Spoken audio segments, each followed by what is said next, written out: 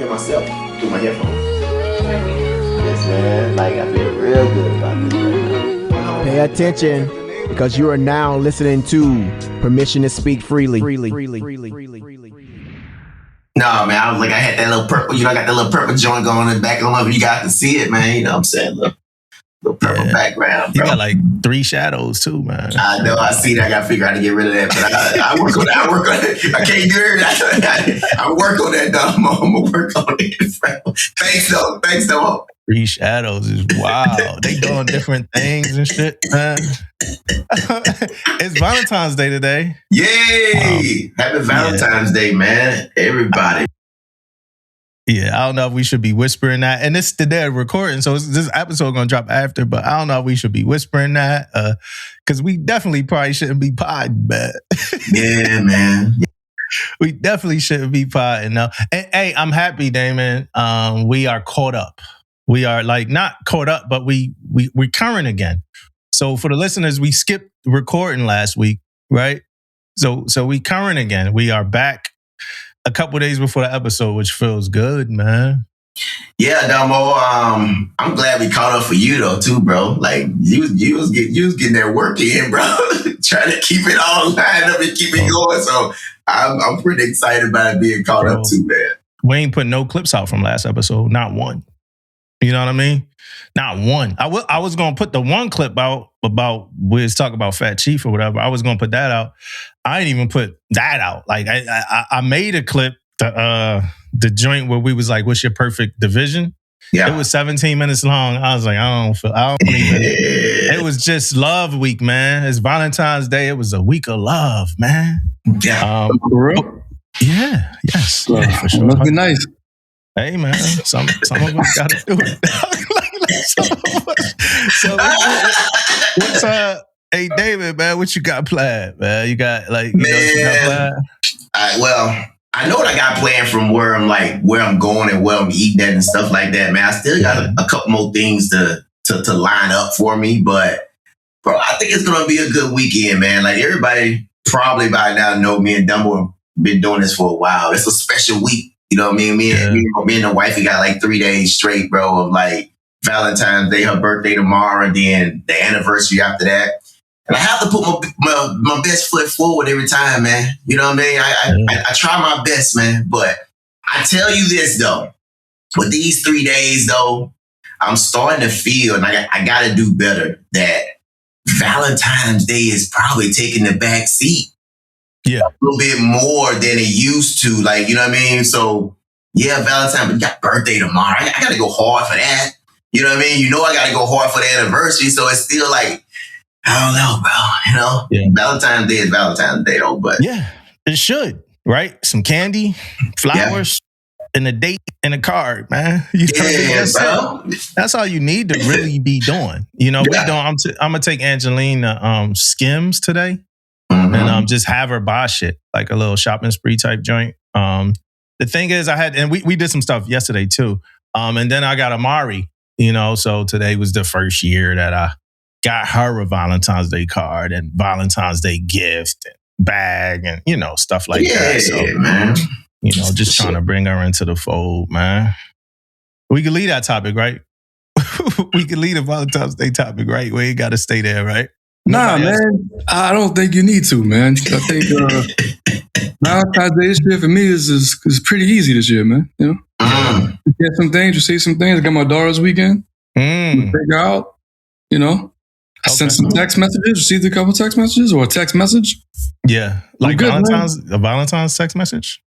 Hey, how you doing, Aaron? I'm cool, man. You know, people check on you. People, okay. Yeah, Valentine's is different this year, man. That's all.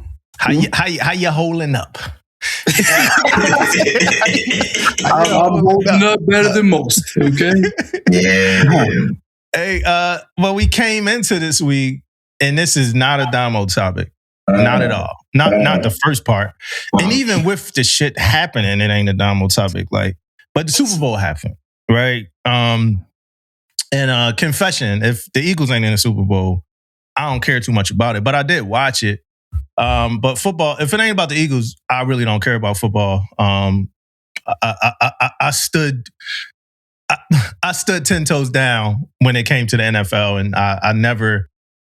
So, like, I'm gonna shut up in a second. But I used to watch football religiously, and then I stopped. And I'm not even gonna get into that right now.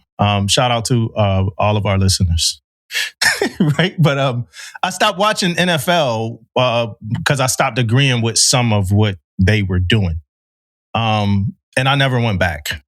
But I did watch the first half of that boring ass Super Bowl. But I'm gonna shut up. What was up with the Super Bowl? When we get to Benito Bowl, though, I want to talk a little bit. What was up with that Super Bowl, y'all?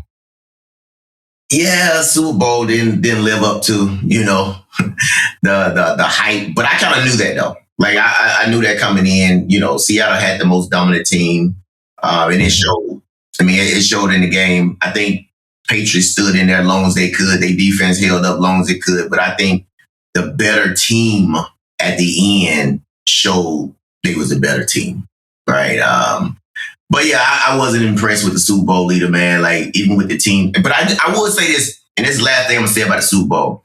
The people who should be mad, the team who should be mad about the Super Bowl is the freaking Buffalo Bills, man. I want to say that, man. Like the Buffalo Bills, it was their year, man. You ain't had Lamar wasn't in the way. Patrick Mahomes was in the way. This year was Allen's year to get to the Super Bowl when all those people was out the way, right?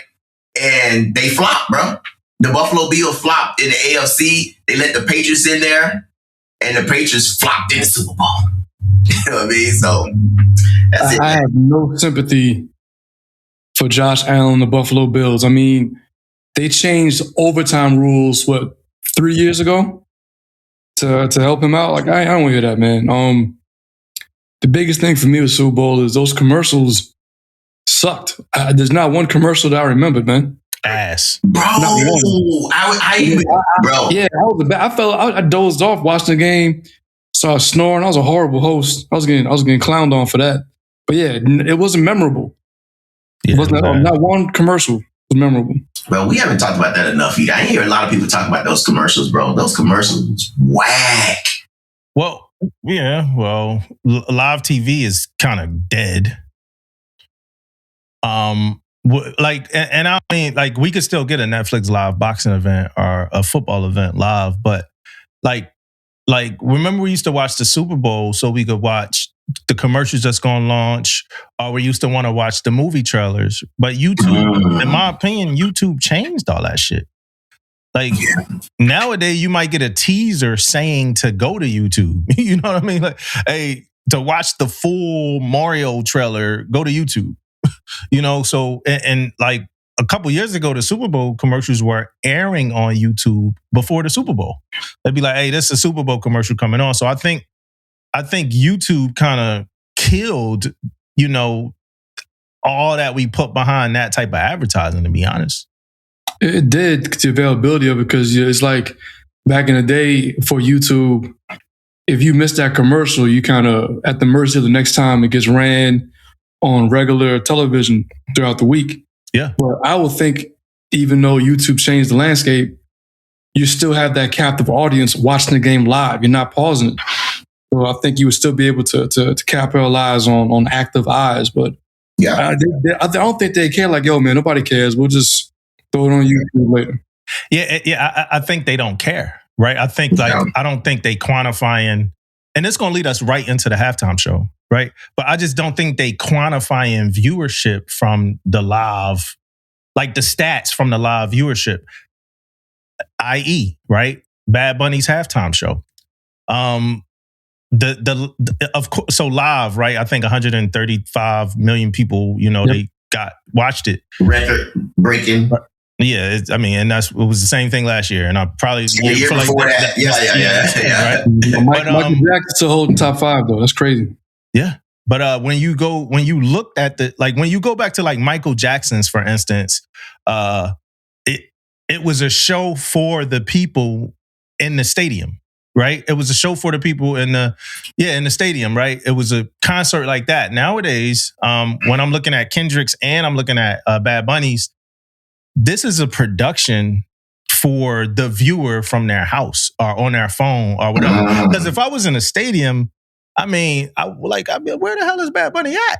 You know what I mean? Like he was all over the place. Pedro Pascal, he said his last name. Yeah, but I mean, even with that though, it looked really good on screen. Like it looked. I don't know if any of y'all watched the Oscars, but like Lady Gaga, she had a performance, and it was like this tech, like this camera that was following her all over the place. It was like it was the way how it was done was crazy. But that's how I felt about the Bad Bunny shit. Like it was close up angle shots of the camera. Like this can't be that entertaining from inside of the Super Bowl stadium, but it's definitely great. It's going to be great on a watch back, the playback. It was great for the TV viewership. And I think that's where the focus is now. And I don't know how y'all felt about that, but that's what I thought. Well, that point you just made, Demo, I think I agree with you. But they also, what I was looking at too, and I'm sure it was not 100% because I wasn't there, but they have the big ass screen. The screen that you can see it now from. Now that's probably where they're watching it from. Right, because you're right. When you way up there and you looking down, you ain't seeing none of that shit that's going on down there. So I'm assuming that's what they was looking at. Yeah, but even then, though, if I'm going to see an artist live, I want to see the artist, even if I do see him from the screen. But that's not a negative critique. I went to school for this shit. I like the cinematography. I like all that. That ain't a negative critique. And then overall, I loved the halftime show. I loved everything there. Like the songs that were performed, the energy. Of course, he has some cameos and all of that. Even Lady Gaga jumped up. I love Lady Gaga. I never got anything bad to say about her. I don't understand the language, but the show was great. Bad Bunny put on, it was a vibe. People really got married up there. People really got engaged up there. The story was great. The symbolism was great. The cultural kind of stuff was great. That whole show to me was great. And I could see why Bad Bunny is where he is right now.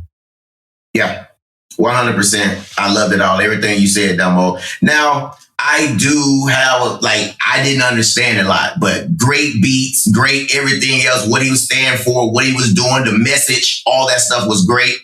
Now, for me, I put on the freaking, what they call it, the thing where it says what is, subtitles? Subtitles or whatever. Yeah. And bro, I was good to go. I know everybody jumped on it up, man, put them subtitles on. I was reading fast as hell, man. But bro, that energy, the beats, the song, how everything was going, but you couldn't help but as a music fan and outside looking in, you couldn't help but love what was going on, man. Right? So I was a big fan of it too, Domo. The cats, like you said, just put subtitles on. The cat's talking about, why wasn't it English and all this. The same people who watch anime with subtitles or they watch Netflix with subtitles on all day. I saw one retort where they said, cats go to the opera. Don't know what the hell they're saying. What's the difference? Yeah. I didn't turn on the Turning Point USA halftime show. I did see some clips afterwards. They said Kid Rock is I'm back. They said Kid Rock his lip syncing wasn't up to par. And his unk jorts is falling down, man. But they said for older head, he was jumping around pretty well. Angie was good, but yeah. So, did y'all watch that joint? No, I'm not watching no Turning Point show, bro. I'm not watching Kid Rock in 2026, man. But for the Kid Rock fans that's listening, I'm not watching Kid Rock in 2026, man. He ain't that. But my favorite song from him is that we were singing Sweet Home Alabama all summer love. That's my shit. We were driving different things and we were. But outside of that, I'm not rocking with Kid Rock, man. He don't get no play in the ride. Kid Rock. Kid Rock is wild, bro. And that's just, I ain't even talking about his political stance and nothing like that. Kid Rock, man, he ain't any one of them. I think at some point, I'm not a fan of those artists that culturally appropriate and then stop, and then they go to the other it's cultural appropriation. They say, I've outgrown this. Screw you, man. That's why I look at it. Justin Timberlake, Miley Cyrus. Hey, slow down. Yeah, wow. Post Malone did that. Slow down. You outgrown it? Come on, man. Got it. Justin Timberlake and Miley, so you gotta slow down, man. Nah. Miley Cyrus Miley Cyrus is a legend. Justin Timberlake is For what? for being not Miley. Man, we can't start that. We can't start that episode with a Miley Cyrus debate, man. We just can't, yo. It's just not gonna work. Like I see people turning off YouTube right now. like we can't.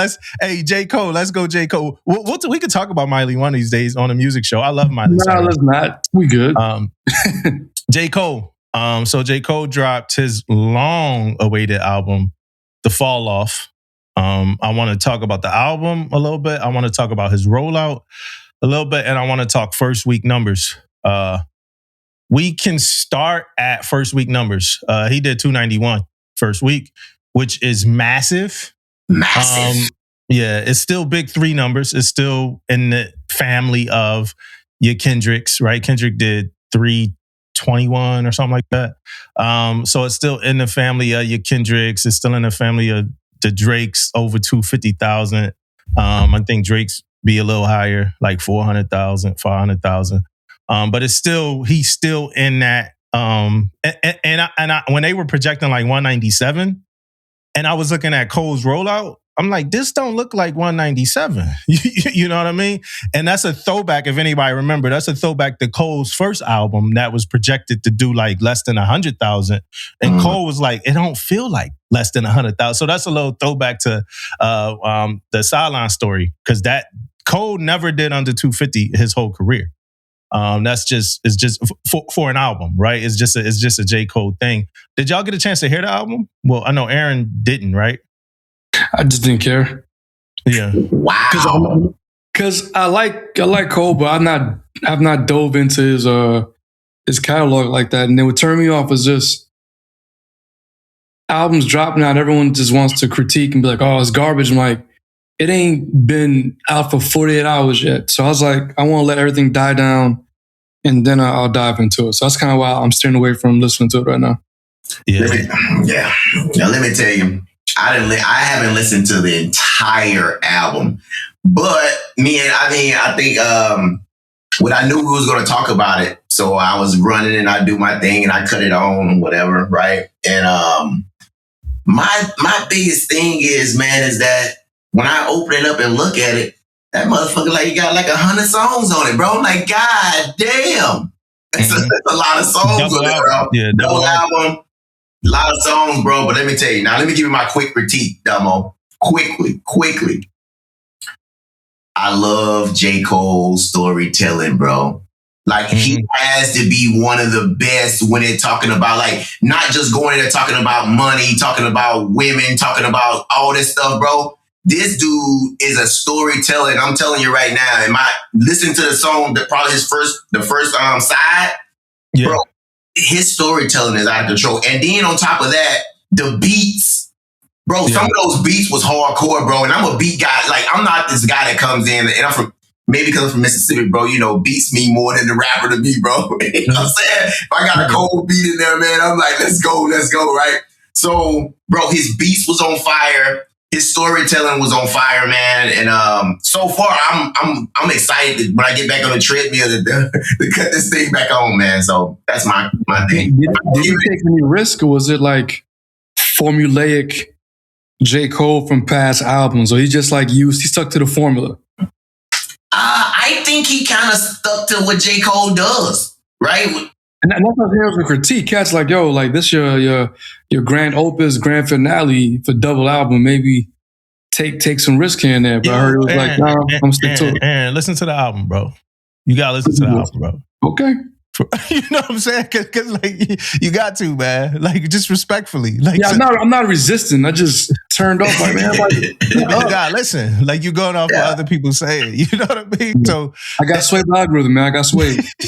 This is what I say. When I first heard the album, I was unexcited.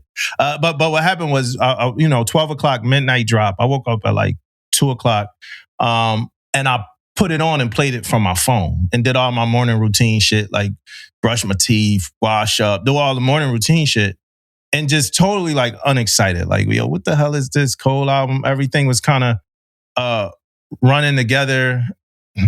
One of my sellers got arrested. So somebody texted me telling me about it. Like, yeah, I'm trying. I had one of those too, man. Yeah, so everything was just running together and all that, and I hated it. It wasn't no standout moments to me. Like nothing was sticky. Like I just did not love it. And I told myself I would have to listen to it again, right? In the car, in the gym, other places. And as I've listened to it, so anybody who talked to me like the first day heard my disappointment, my frustration, and Cole said something. He was like, the fall off is like Cole dropping Reasonable Doubt last. Right? He said that on one of his tracks. And like, it's not, bro. Like, don't compare your album to Reasonable Doubt, bro. Like, don't ever do that. You know what I mean? So it was like all that stuff, like the anticipation, all that. And then I listened, right? So I probably ran through the album now like 4 times. It's a really good album. Really good album. I was telling a friend of mine, it's an album that I would have made. It's it's like structurally and stylistically and the things to not care about. It's the album that I would have made. One of the risks that I would say Cole took was on the first album is a single story. The whole album is just a story. The whole entire album is a story. Other risk that I think Cole did was it's no singles on the album. Like it's no like this is the single, right? It's nothing like that. It's he made an album that he intended to make, and it's for his city. It's for Fayetteville. That whole album is for Fayetteville. It probably says Fayetteville in 13 of those 24 songs. It's the whole album is about Fayetteville. I think he made the album he wanted to make. I would give it right now, and I'm sitting on a 4 out of 5. But I think it's going to get better. And somebody wanted us to. One of our listeners actually was like, "Yo, y'all gonna review that Cole album?" And I was happy because it's like not a Navy topic. So I'm like, "Yo, our listeners looking forward to us not doing Navy topics," And I'm like, that made me happy because our naval careers are gonna be over one day, and we gonna be crazy still talk about Navy shit forever. You know what I mean? Yeah. Yeah, right now, and I give Cole album 4 out of 5, but it's growing like every day. Like it gets better every listen. And I understand that he made an album he intended to make, and just him having P.D. Pablo on that joint. You know what I mean? Like just him having P.D. Pablo on an album to me was dope. He got P.D. Pablo on there, Erykah Badu, Burna Boy, Thames. So good album. It's still some cold things that bother me. Like he could have saved the What If song. He got a song called What If, and it's about if Tupac and Biggie apologize to each other. And that's like his direct, I think that's like, in my opinion, that's his direct connection to his apology and the beef. I think he could have saved that song, and I think it would be looked at a little different creatively if he didn't apologize, if that makes any kind of sense. He got another song that's pretty much a sequel to Common's I Used to Love Her. And he did it. I think he did a great job on that song. It's just that I'm tired of the I Used to Love Her theme being just recycled and reused. But I do think he did a really good job on there. And the last thing we got to talk about is his rollout, like what he's doing. And I don't know if y'all been following this. I hope y'all have. But Cole is in a Honda Civic, riding around the country, scooping up people from like on Twitter, like, "Yo, I'm in a Civic. Come ride with us and listen to the music." He was out here, Silver Springs the other day, just, "Yo, where you at? I'm gonna come pick you up." And he just grabbing random people and driving around and making stops at colleges and shit and just like touching the people, yo. He wasn't involved. My daughter said he was around Morgan. Yeah, he just driving around. Making the rounds, yeah. That's crazy. Civic, man, with a CD player. It's him and Eve, his man Eve. Shout out to Eve. I, like, love and respect Eve, like all the way, man. And it had to be on the music pod when I talk about all the reasons why I really respect Eve. But shout out to Eve. It's him and Eve. They got a cameraman back there, and I'm sure they got Cole. Gotta have some security somewhere else. I think like is no way J. Cole just sold 291,000 records just driving around like this. So you gotta have some security somewhere. He might pull a Jadakiss. Jadakiss saw walking around New York. I don't need no security. Jadakiss and Cole. Respectfully, Jadakiss and Cole, two different beasts, man. Like just two. That's why like when people be like the Cameron and the Cole, that's two. Cole is one of the biggest hip hop artists ever. Yeah, right? Especially right now too. Right now is, the Locks. Was the Locks. You know what I mean? Jada was Jada, but like right now, Cole. Just don't compare. But yeah, so that's what he doing. He just going around. He was in like Atlanta, just going to the hoods or the colleges, just in a Honda Civic, just playing his music, talking to people, taking pictures, doing all that shit. Like, it's normal for Cole, right? We done heard Cole pull up at people's house and like listen to the album at their house, and he went back to his old landlord's house before with his kid. Like, that's normal shit for Cole. But just to watch him do it now, like, hey, I always wanted to sell my CD this way, and then being able to do it, especially with your last album. So I honestly think, and I'm gonna shut up, we done with this topic, but I just think J. Cole is doing everything he wanted to do. Because he's an independent artist now, right? He ain't got no label, Rock Nation telling him what to do. So I think he's doing everything he wanted to do this time around. You know what I mean? And I gotta respect that, especially if you're saying it's your last J. Cole album, or at least for a while, because it's supposed to be his retirement album. So yeah, shout out to J. Cole for that though. That's pretty cool. Going around the city, hollering at people. Yeah, I mean, go ahead, that one. Some would look at it like some cosplay, like broke type shit, like some new Lauren London ATL type shit. But I'm gonna shut up about that. I mean, that's his role. He always was not an act. He likes to be unassuming. Yeah, it goes along with him. It's like he's like the everyman's everyday MC. Yeah. So hey man, I think it was yesterday, day before yesterday, man. I watched the Cat Williams special, bro. The Cat Williams comedy thing on, I think it's Netflix is on.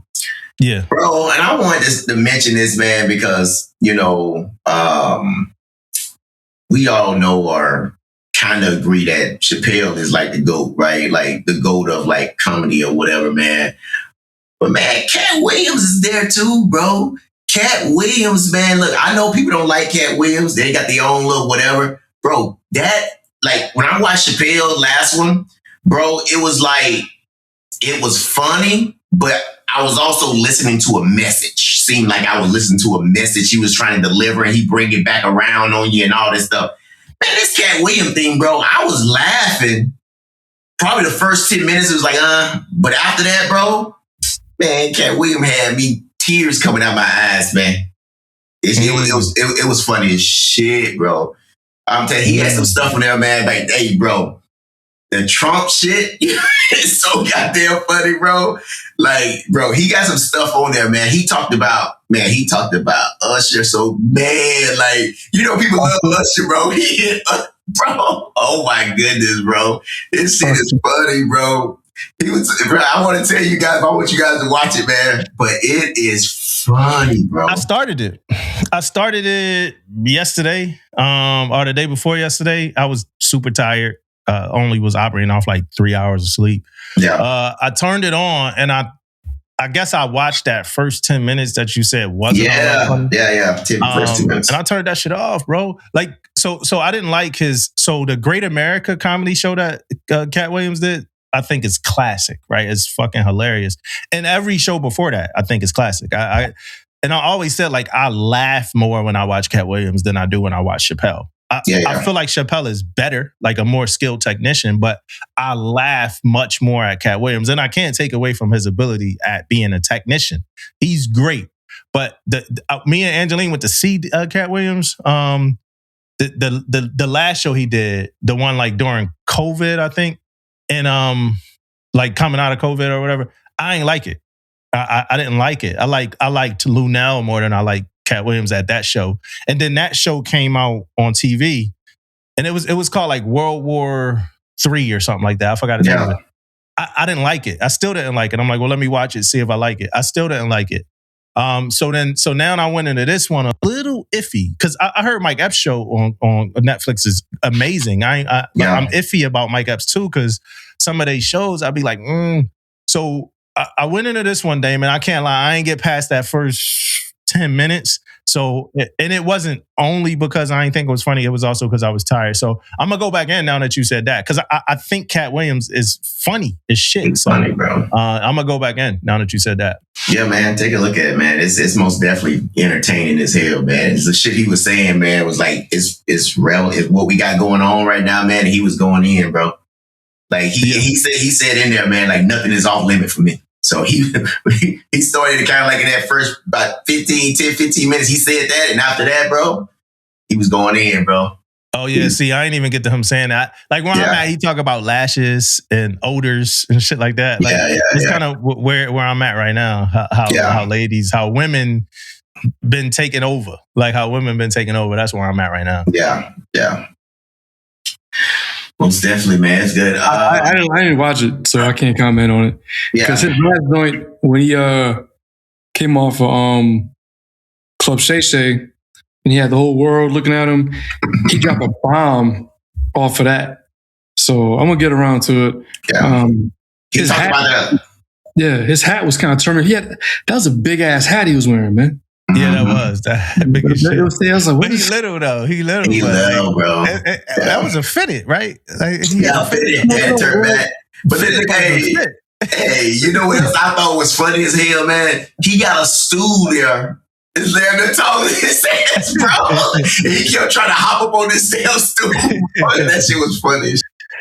Hey, speaking of comedians though, and I don't know if y'all even know what I'm talking about, but speaking of comedians, I want to take a second to thank God that my 2026 is not starting out as bad as Corey Holcomb's, man. Like Corey Holcomb is about to be canceled from the underground, bro. Like he already not popular. Some dude was beefing and they was about to throw hands or something like that. Yeah, he had old boy on his show. No, I mean much more than that though, right? But yeah, so he had old boy on his show, and they got into it about something. So Corey Holcomb was like, he asked his co-host to switch seats so he could sit next to the dude, and like. Dude wanted to smoke, dude ain't back down. You know what I mean? Like he even was like, all right, let's turn these mics off. Come on,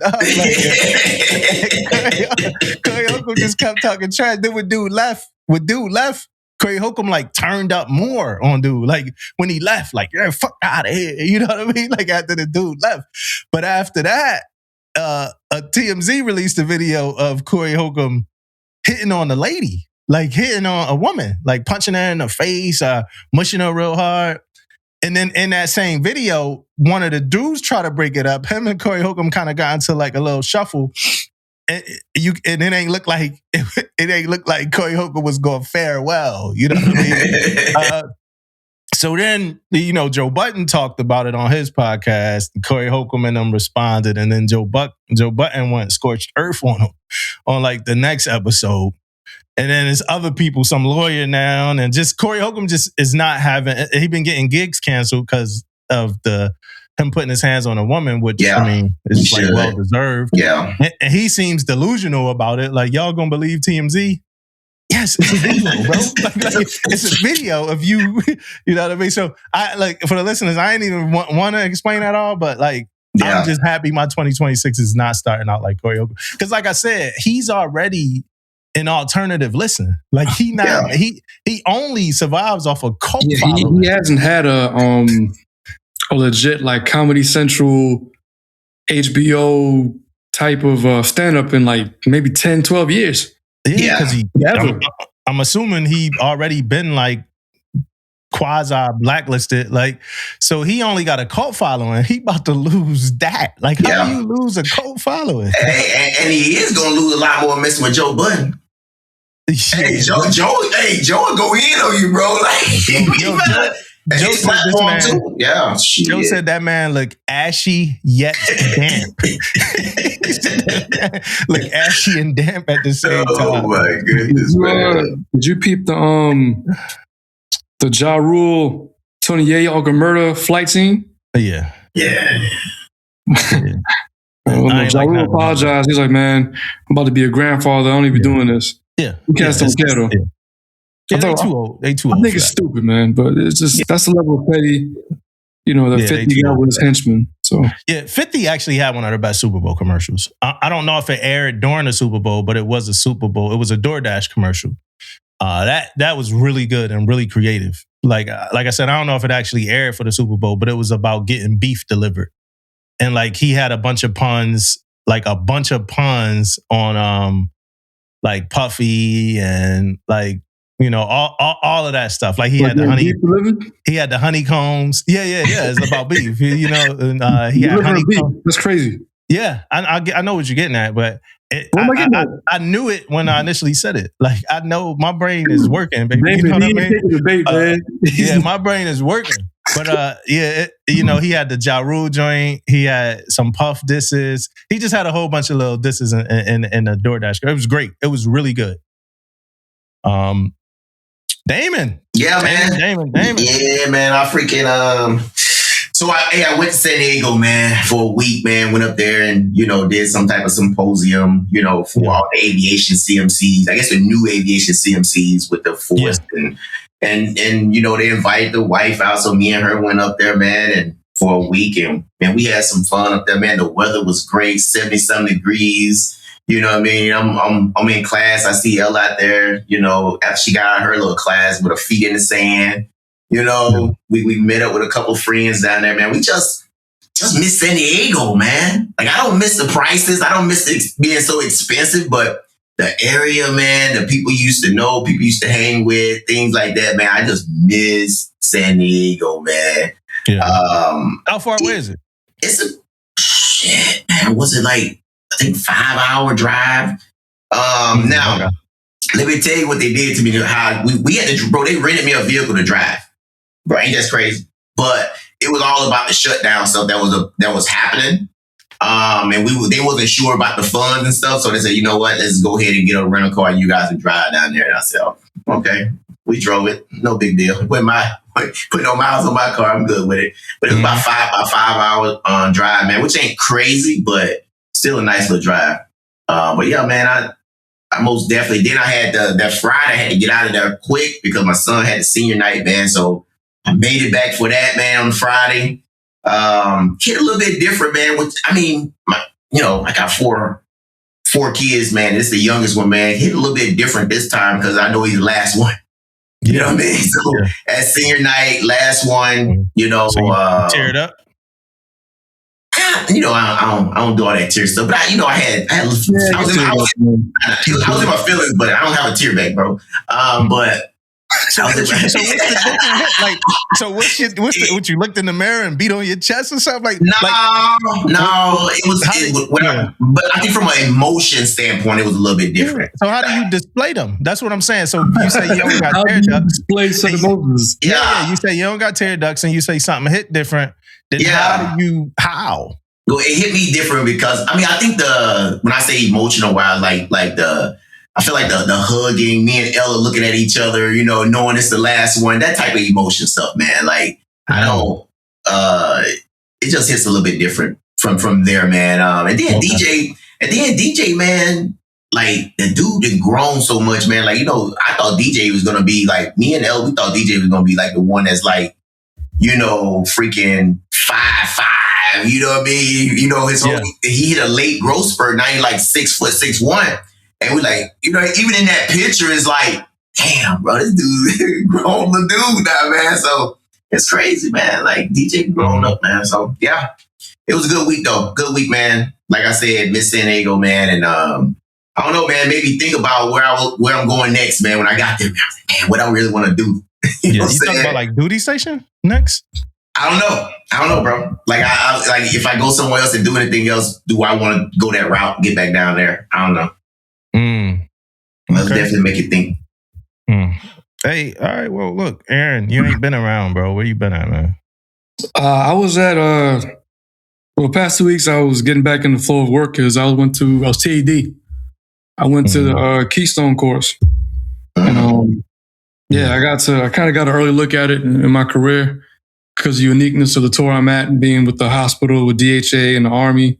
But Keystone is for people who are either in or slated to go to a flag or general officer or a joint command tour. So 2 weeks. It's across all branches. So it's everyone. Every branch includes Space Force representation there. So you get to meet everybody. You get to meet all of the senior advisors of every branch, the chairman, joint chairs, the SEAC, travel around. You get to go to the Pentagon. Then you go to Southcom, the JTIF, Space Command out there in Colorado, Fort Bliss, looking at the border mission. It's a lot. but I gained a lot. I think that's probably like the best course I've ever been to. Mm. And that's after, being a SCA graduate and CMC Cobb and everything. I could say that is the best course I've ever been to. I feel different leaving it. Mine was SCA, man. That frozen lemonade is great. Yeah, man. But you're there and you get to meet everybody, and it's what they say, like a rising tide rises all ships. Like that's like you really feel the company you in. Like everyone just be on the same accord, sharing their knowledge, sharing their experiences. There's a lot. It was good. Mm-hmm. How you get in there? How did you get like He can't say that part. Oh, okay. It's like no. Oh shit! I think most people don't think that us as senior listed CMCs, we don't get career development. We do have career development, right? Whether you go to Felix course or you go to this. So I had a CDB with my ISIC, and I just said, hey, it's on our listed career path or our ladder, so to speak. I mentioned it. I was able to get a seat. Oh, you based off of what was that? You mentioned it. Yes. Oh, okay, I'm gonna go mention it at my next fucking CDP. Yeah, I mean, but it's a lot of jewels, man. I took down a lot of notes, a lot of quotes. Some things aren't like revolutionary, but the way they said it, you just kind of just like, you know what? Yeah, why am I not doing that? Yeah. So you got one non-revolutionary quote to share? Don't negotiate with the non-negotiables. So what I mean by that, we would jump in time zones, like 3 time zones in 4 days. And no matter where we were at, you had a couple of cats was like, yo, man, where the gym at? We're going to PT without fail. Yeah. Or they said, hey, all right, the time zone, I got to make sure I'm able to FaceTime my kid or whoever at this time. They did not care. And, people always make an excuse. And even in 3 SEACs ago, I think his name was Colon Ortiz. I think he was Air Force equivalent, but he's SEAC. He put in the notes, he said, yo, man, you have to make time to PT. Because if you're not able to function, how can you advise if you're not healthy? So it's a non-negotiable. It's a requirement of your job to get your PT time in and to get your required sleep. So that, just seeing it live, man, like the Air Force, the Space Force, the 3 guys in the Space Force, it did not matter. We PT'd, did the schoolwork, and made it a point to go fellowship and eat. We had, let me see, so we had a Canadian, New Zealanders, Australia. Yeah. So we were in Virginia, and we got up early, went to PT. Let's get breakfast. I looked at the Canadian dude. I was like, yo, man, you been to Waffle House yet? He's like, what's that? I was like, I got you. So we took him to Waffle House and gave him the real American experience with that. Gave him all sauce special. So, hey, so 10 pounds with my thing. Yeah, well, yeah. So, here's my confession. Sometimes I wish I could say 3 CX ago and know the person's name. Like that's just not the. I think that's not like a joke against you or not, right? That's just not the seller that I am. Like 3 CX ago, I didn't even know what the fuck a CX was, to be honest, right? So and I'm working on that, so I'm learning that. But I always see people like that could do shit like that and I'll be like, damn, how do they know this much?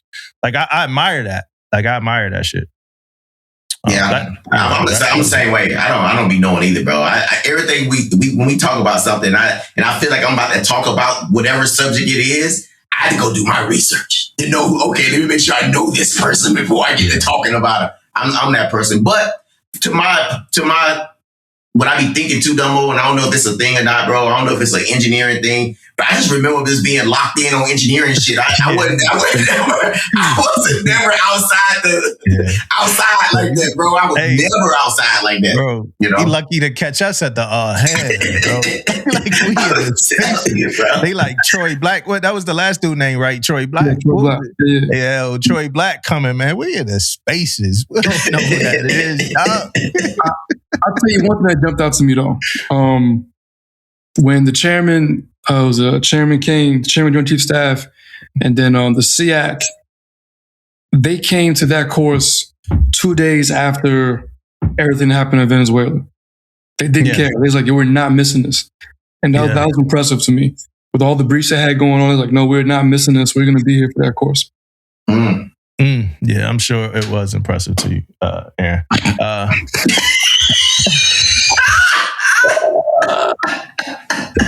Nobody, for the listeners, and probably Damon, it's an insider that I don't even think nobody get. I just, me and Aaron be having conversations offline. And, like, I said that for a reason. Just like Aaron be saying his little shit for a reason.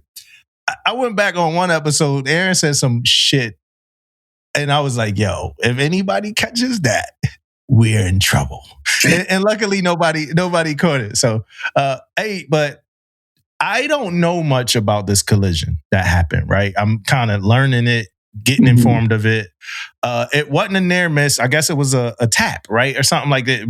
They really touched the, like, what happened? What's this whole collision during this RAS? It was the USS Truxton. And then Caribbean, along with all the forces out there, and they're doing regular RAS.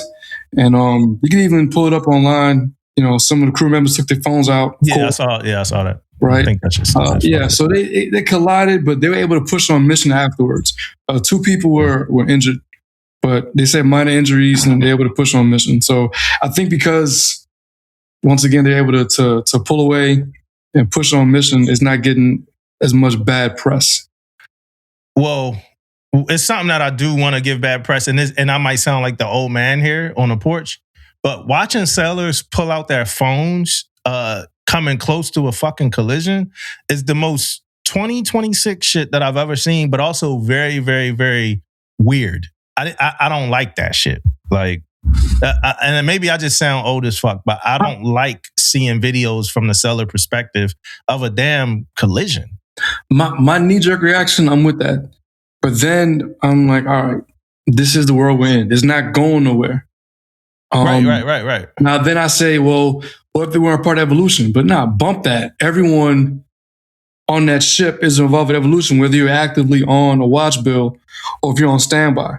Everyone's a safety. But, I just temper it with like, man, unless you put your phones down, someone's going to take a phone.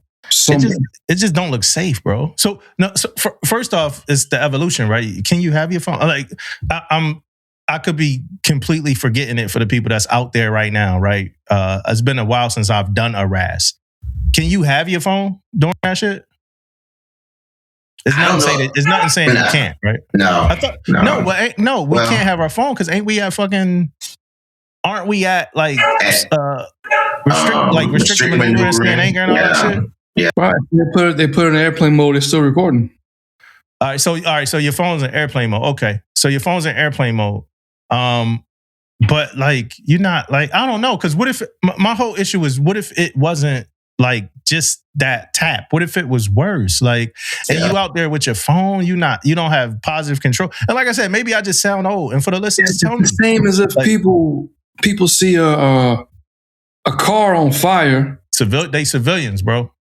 But it's people to people. People drive and see a car on fire. They don't stop and render care or do something. My argument is that standard military. Yeah, that's my argument, is that we shouldn't be doing civilian shit when it's an actual collision, right? Are we coming close to a collision? It's time to be military members. Like, it's time to listen. I'm just like the next man. Like, we do a podcast, I embrace people that got social media and all that shit. But best believe that if we broke off and we had to, like, in a Pearl Harbor type situation, like if it was a attack on our homeland, I wouldn't still be potting. Like, I would be like, oh man, they flying the jets right now and on the way to the Navy Yard. No, I would be getting in my fucking uniform and driving the base so I could protect our base. Like, all that social media shit is done.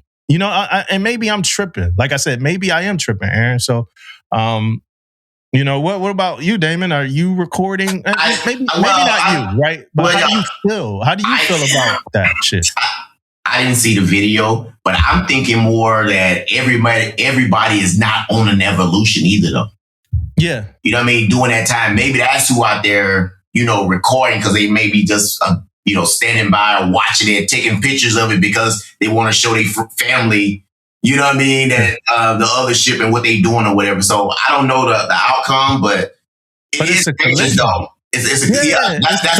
That's dangerous though. And they didn't hit, like, I don't see how phones are out once you have a collision though. That is kind of crazy.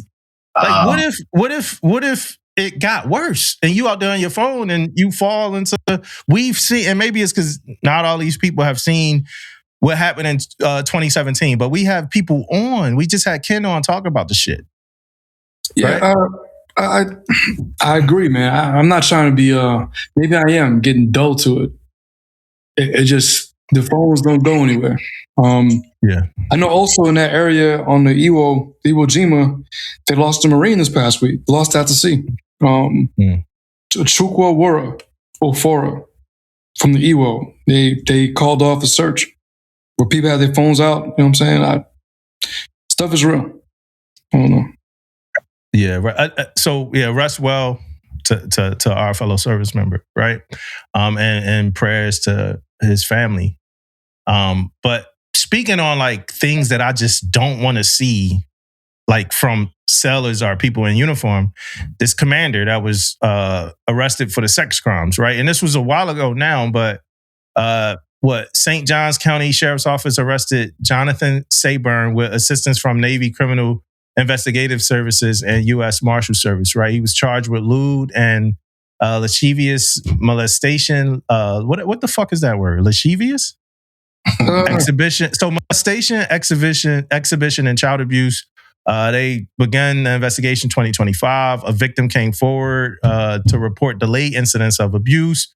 The months-long investigation revealed that Sayburn engaged in inappropriate behavior and touching on several occasions with the victim when the victim was young in both St. Johns and Duval County. Sayburn is a commander in the United States Navy and is the deputy director of Naval Academy Sailing, was arrested while on duty at Naval Station Mayport and is being held at the Duval County Jail on no bond. I don't respect him at all.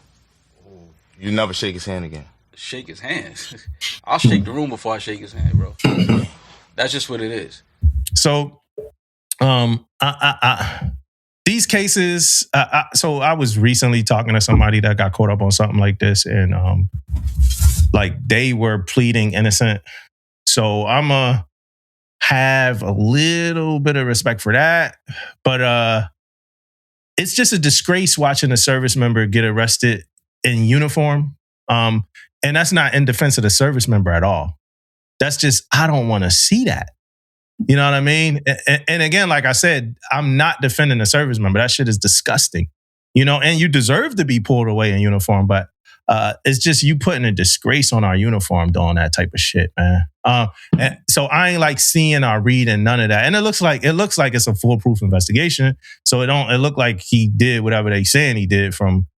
I just hate being a source of news and saying that without like the court like hearing and everything happening. But yeah, so that shit is disgusting. And I hope justice prevails in that case. And like I said, I just don't like seeing service members arrested in uniform. Aaron, I saw you kind of reacted to that, so I'm interested in why. No, I echo your same comments, man. I don't understand. I'm gonna leave it alone. Wow. Because I'm thinking about other parallels of things going on in the world right now, like Epstein type shit. Yeah, people just not, things are not being brought to light. You know, this is, but I think, yeah, I'm gonna leave it alone, man. You know why I'm laughing, man? I'm laughing because of your topic, bro. Your next topic, bro. Cool. Famous, man. Hold up. Well, hold up. Hold up. Hold up. Nah? Yeah, man. If Yeah, I'm staying away from that topic, bro, today, man. It's news, though. They say report news. I was just gonna say, like, we know we can't talk about it. Like no, no. Yeah, Somebody's on an Epstein flight manifest. No, we can't talk about it, guys. Ain't talking about it, man. We can talk about the HBO program, though.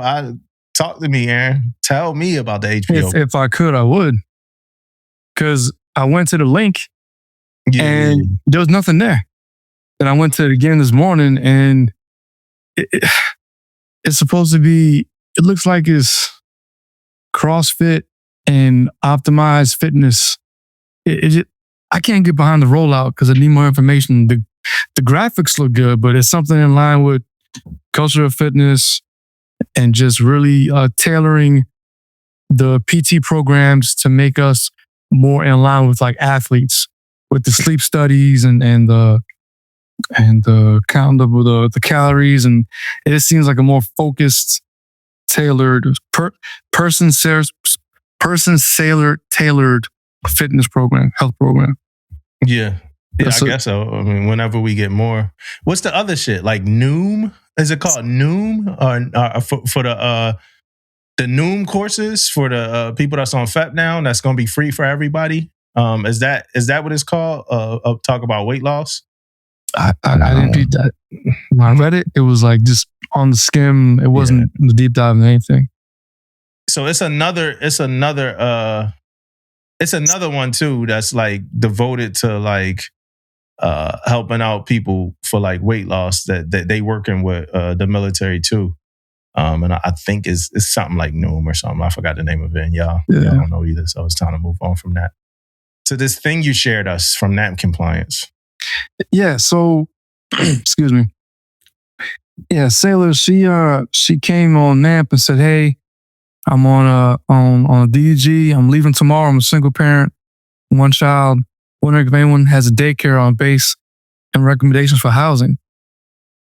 So in the comments, some folks like, "Yo, like CDC has a wait list, and how is it that you're getting underway?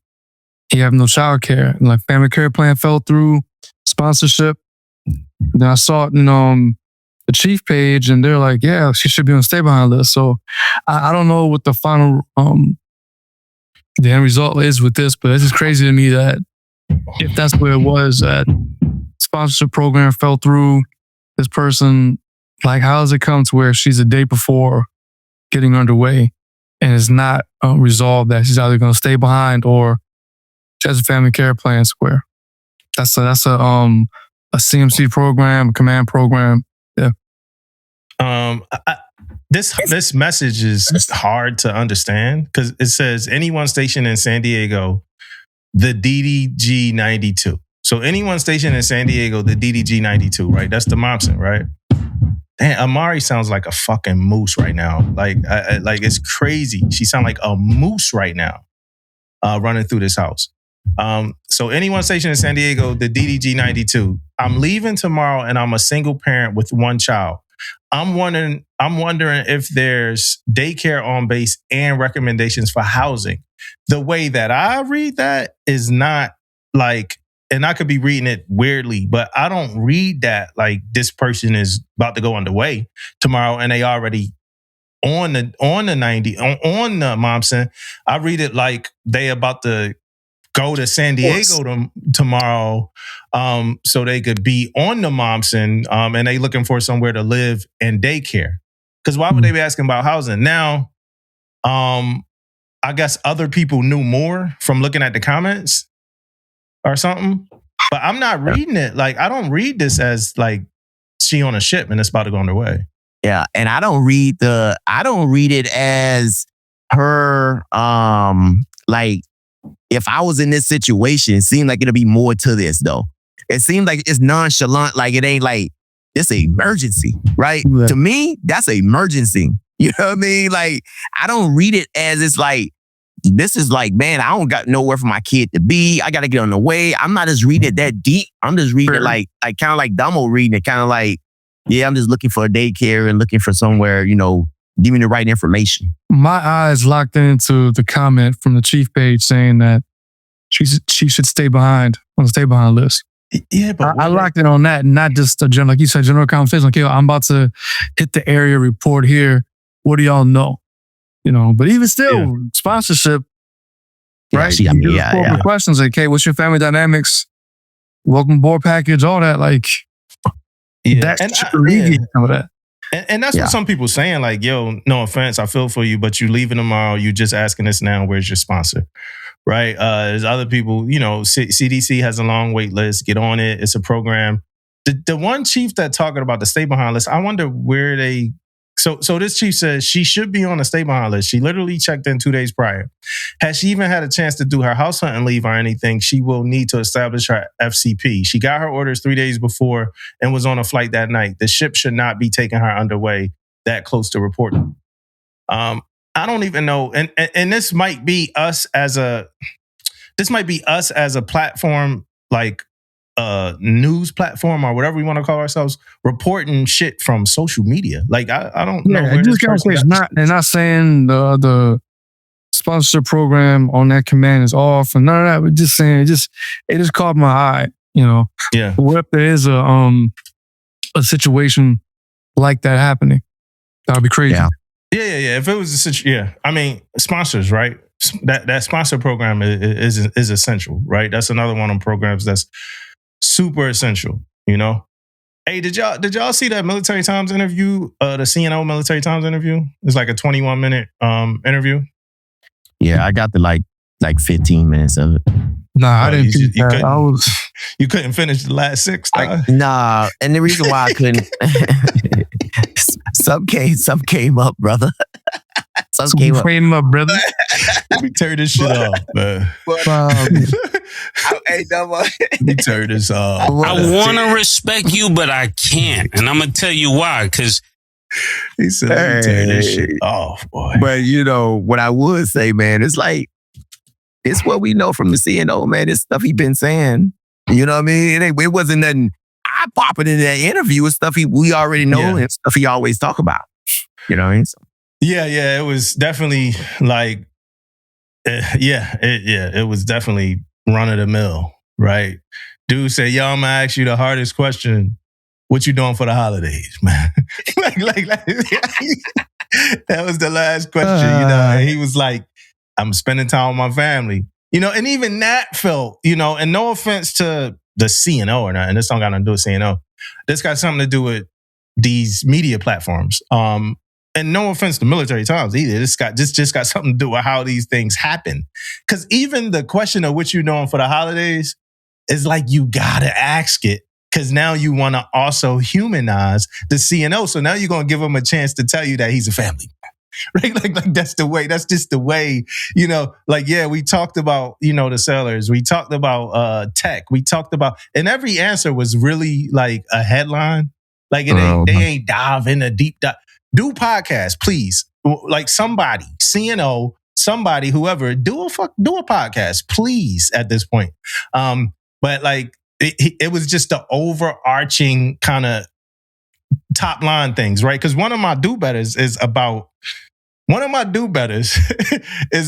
barracks, the whole barracks task force thing. Like I want to talk about it a little bit, but and that got nothing to do. That also has nothing to do with the CNO. But yeah, so I watched the interview. We're gonna put the link into the show notes, and for you guys to check it out. I also think it's cool that CNO is out there doing these things, like doing these all hands, putting it up on his YouTube page, going and doing these interviews, putting them up on a YouTube page. So if you want to see what the CNO had to say, you could just click on a link and see what the CNO had to say yourself. Like it's no filter of access. It's just, to me, a filter of content, in my opinion. But did I say that right? Damn, Damon.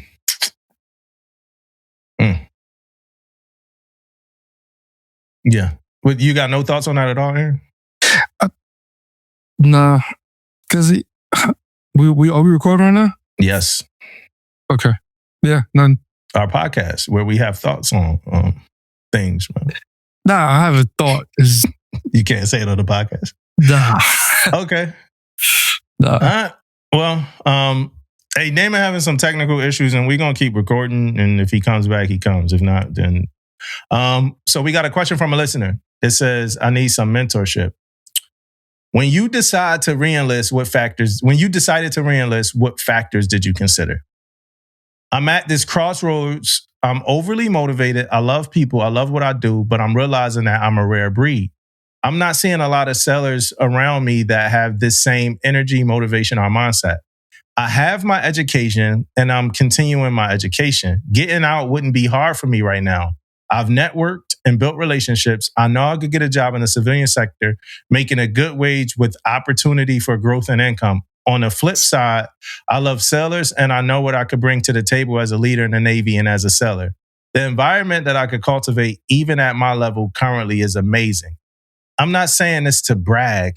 So I'm curious, when you all decided to sign and re-enlist, what was your why and how did that influence your decision? Did you have any regrets? Very respectfully, AZ2 Jackson. First off, AZ2, thanks for all of the support. You always support us. You always in the messages and like kind of sharing things about the podcast. So we appreciate you. I think for AZ2, man, yeah, I think you answered your own question. I think you're gonna re-enlist. Well, they ask, yeah, I think you need to re-enlist because if you're still getting fun from doing this, fulfillment from doing this, you should do it. And also because you've set yourself up on what I say as CDBs is a two-way path. You're competitive whether you're doing 6 more years or if you're doing 6 more months. For me, as a new second class, when I re-enlisted, I was starting my family and I want stability. I had shore duty and I was still getting fulfillment. But for me, it was more of starting a young family, keeping stability, and having shore duty to have a shore footing. And it was a shore duty that I wanted.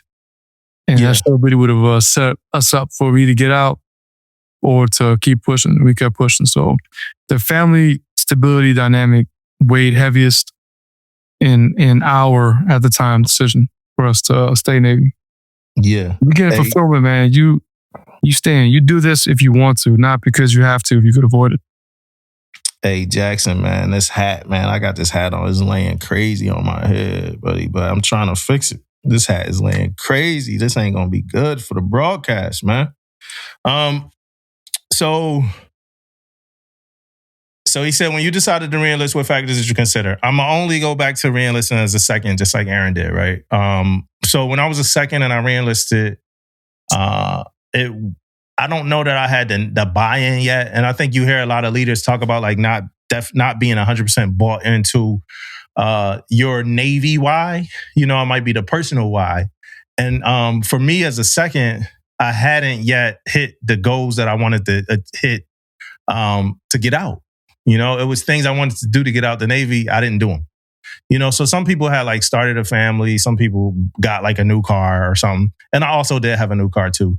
Right. But I didn't get done. So it ain't this long motivational story or journey or nothing like that. I just honestly didn't hit my checklist that I wanted to hit to get out. And on top of that, I was having fun in the Navy and I was accomplishing things in the Navy as well. So I can't say that those things were not happening. And plus, I got a bonus. I got some money. You know what I mean? Like it was a couple, it's a couple of those. I got money when I enlisted, I got money when I re-enlisted, and I got money when I re-enlisted, I think. So I think I got money a few times, but that was it, you know? I bought into the Navy a little bit after that, a couple years after re-enlisting as a second. So those were that was my why. So for me, my advice to you going to be a little different than than Aaron's is, I'm going to say, just follow your heart. And I think that's what should be done in this lifetime with every decision that you make. And some people might not agree, but I think every decision you make in this lifetime should satisfy you. And you shouldn't be looking back at the decision that you make with regrets. Are you going to look back? If you get out the Navy, are you going to look back like, what would have happened if I would have stayed in? if you don't get out the Navy, are you going to look back at like what would have happened if I would have got out? And naturally, you might look back either one of those ways, but which one is going to weigh more? And whatever one you think is going to weigh more, I think that's where you know your answer is. You know, so that's that. Hopefully that helped. Hey, so Damon, like we said, Damon had a technical issue. However, he had a hero of the week, Freddie Stowers. Or Stowers. What's his name? You calling him Stowers? Stowers. Yeah. Okay. All right. Freddie Stowers. I'm not going to read the citation, right? So this was World War I, right? I'm going to talk a little bit about Freddie Stowers. So World War I, well, a couple things first, right? He was the only African American that was that got a Medal of Honor from World War I, right? His CO nominated him immediately after the efforts, but the Pentagon said the paperwork was misplaced, and we didn't find it until we modernized our systems in 1990. So it took 72 years for him to get, you know, the recognition that he deserved for this. And here's a little bit of what happened. So September 28th, just days after, so this is 1917, days after his company was in the midst of an attack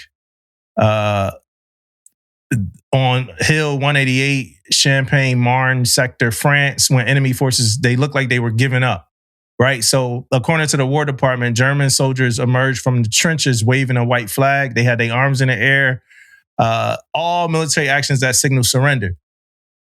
This was a ruse, however, right? Like, so the Americans, including Corporal Stowers, went to capture the surrendering Germans. Another wave of enemies, like, they arose and they opened fire. So the Company C, which that's who Stowers was assigned to, the lieutenant and the NCOs were killed in a fight very quickly. So Stowers, who was 21 at the time, took command, and without hesitation, he implored his men to advance on the Germans, right? So he was mortally shot, wounded and dying, and he continued to fight, inspiring his men to push the enemy back. So with him leading a counterattack, Americans took out an enemy machine gun position and went to capture Hill 188, right? And that was a vital, that effort was vital in that time as well. Aaron might know a little bit more about that than me, but that effort was vital in that time. But like I said, after that, he was nominated for the Medal of Honor, but the nomination wasn't processed. Pentagon said they misplaced the paperwork. And then some people, it's people that think it wasn't misplaced, but deliberately lost because of segregation and racial bias at the time. It might be the reason why the paperwork was lost. And then data systems were fixed in the 90s, and his recommendation was found. And the Pentagon quickly took action to give the corporal long overdue recognition and honor that he deserved. Here. So, wish I had more on it, because I kind of saw that one late when we was doing our review. But yeah, a lot of Patriots, those recognitions were lost, and it took a lot of effort during the Clinton years to get those awards found, reviewed, and the proper accolades given. So yeah, shout out to Freddie Stowers. Yeah, and I thought it was a good hero of the week, even especially for Black History Month, because it is Black History Month. So I thought it was a good hero of the week, even for that. What I want to get into is unwritten prereqs for chief consideration, right? So this ain't nothing official, nothing Navy sponsored or stamped, but and maybe just one from you, Aaron. But I'm gonna give mine.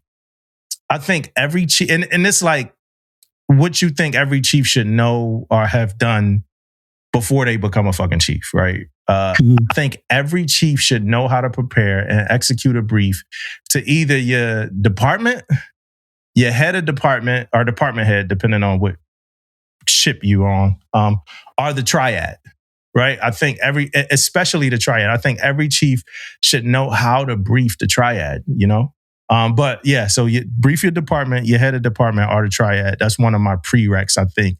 Like, you shouldn't be a chief if you don't know how to do that shit. Yeah, I agree. I've seen something in the write-up for NTMS, for Navy Talent Management System for us, where they said that at a certain level, here come Damon, at a certain level, you should be able to write and brief at the executive level. So for me, I think on the chief level, you should be able to craft. I think a chief should be able to craft an all hands email or POD note, especially if they're running a program around the department. I think you should be able to convey that. I think that goes in line with your unwritten prereq of knowing how to brief, execute your department head or triad. Yeah, I agree. It's Mando, yo. How important is it for you to know your people's like family names, like spouse, your sailor spouse? Yeah, like your people, like your chiefs and your mess.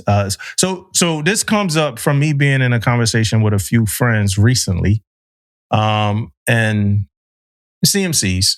Well, chiefs retired, whatever. But one of them was CMC. One of my mentors, I would say, and he was talking about a leader of his from the past who never asked him about like his family. He didn't know his kid's name, stuff like that, right?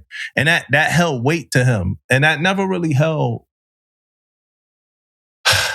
I never looked at that as like a weighty thing for me. Like I care about my people, take care of, whatever. So I never like looked at it like a mandatory thing. So it was eye-opening for me to know that somebody did, and then like after that, I went back to work. I got with my chiefs in my first classes and like did a round table where I got all of their like spouses' names, their kids' names, and their kids' ages.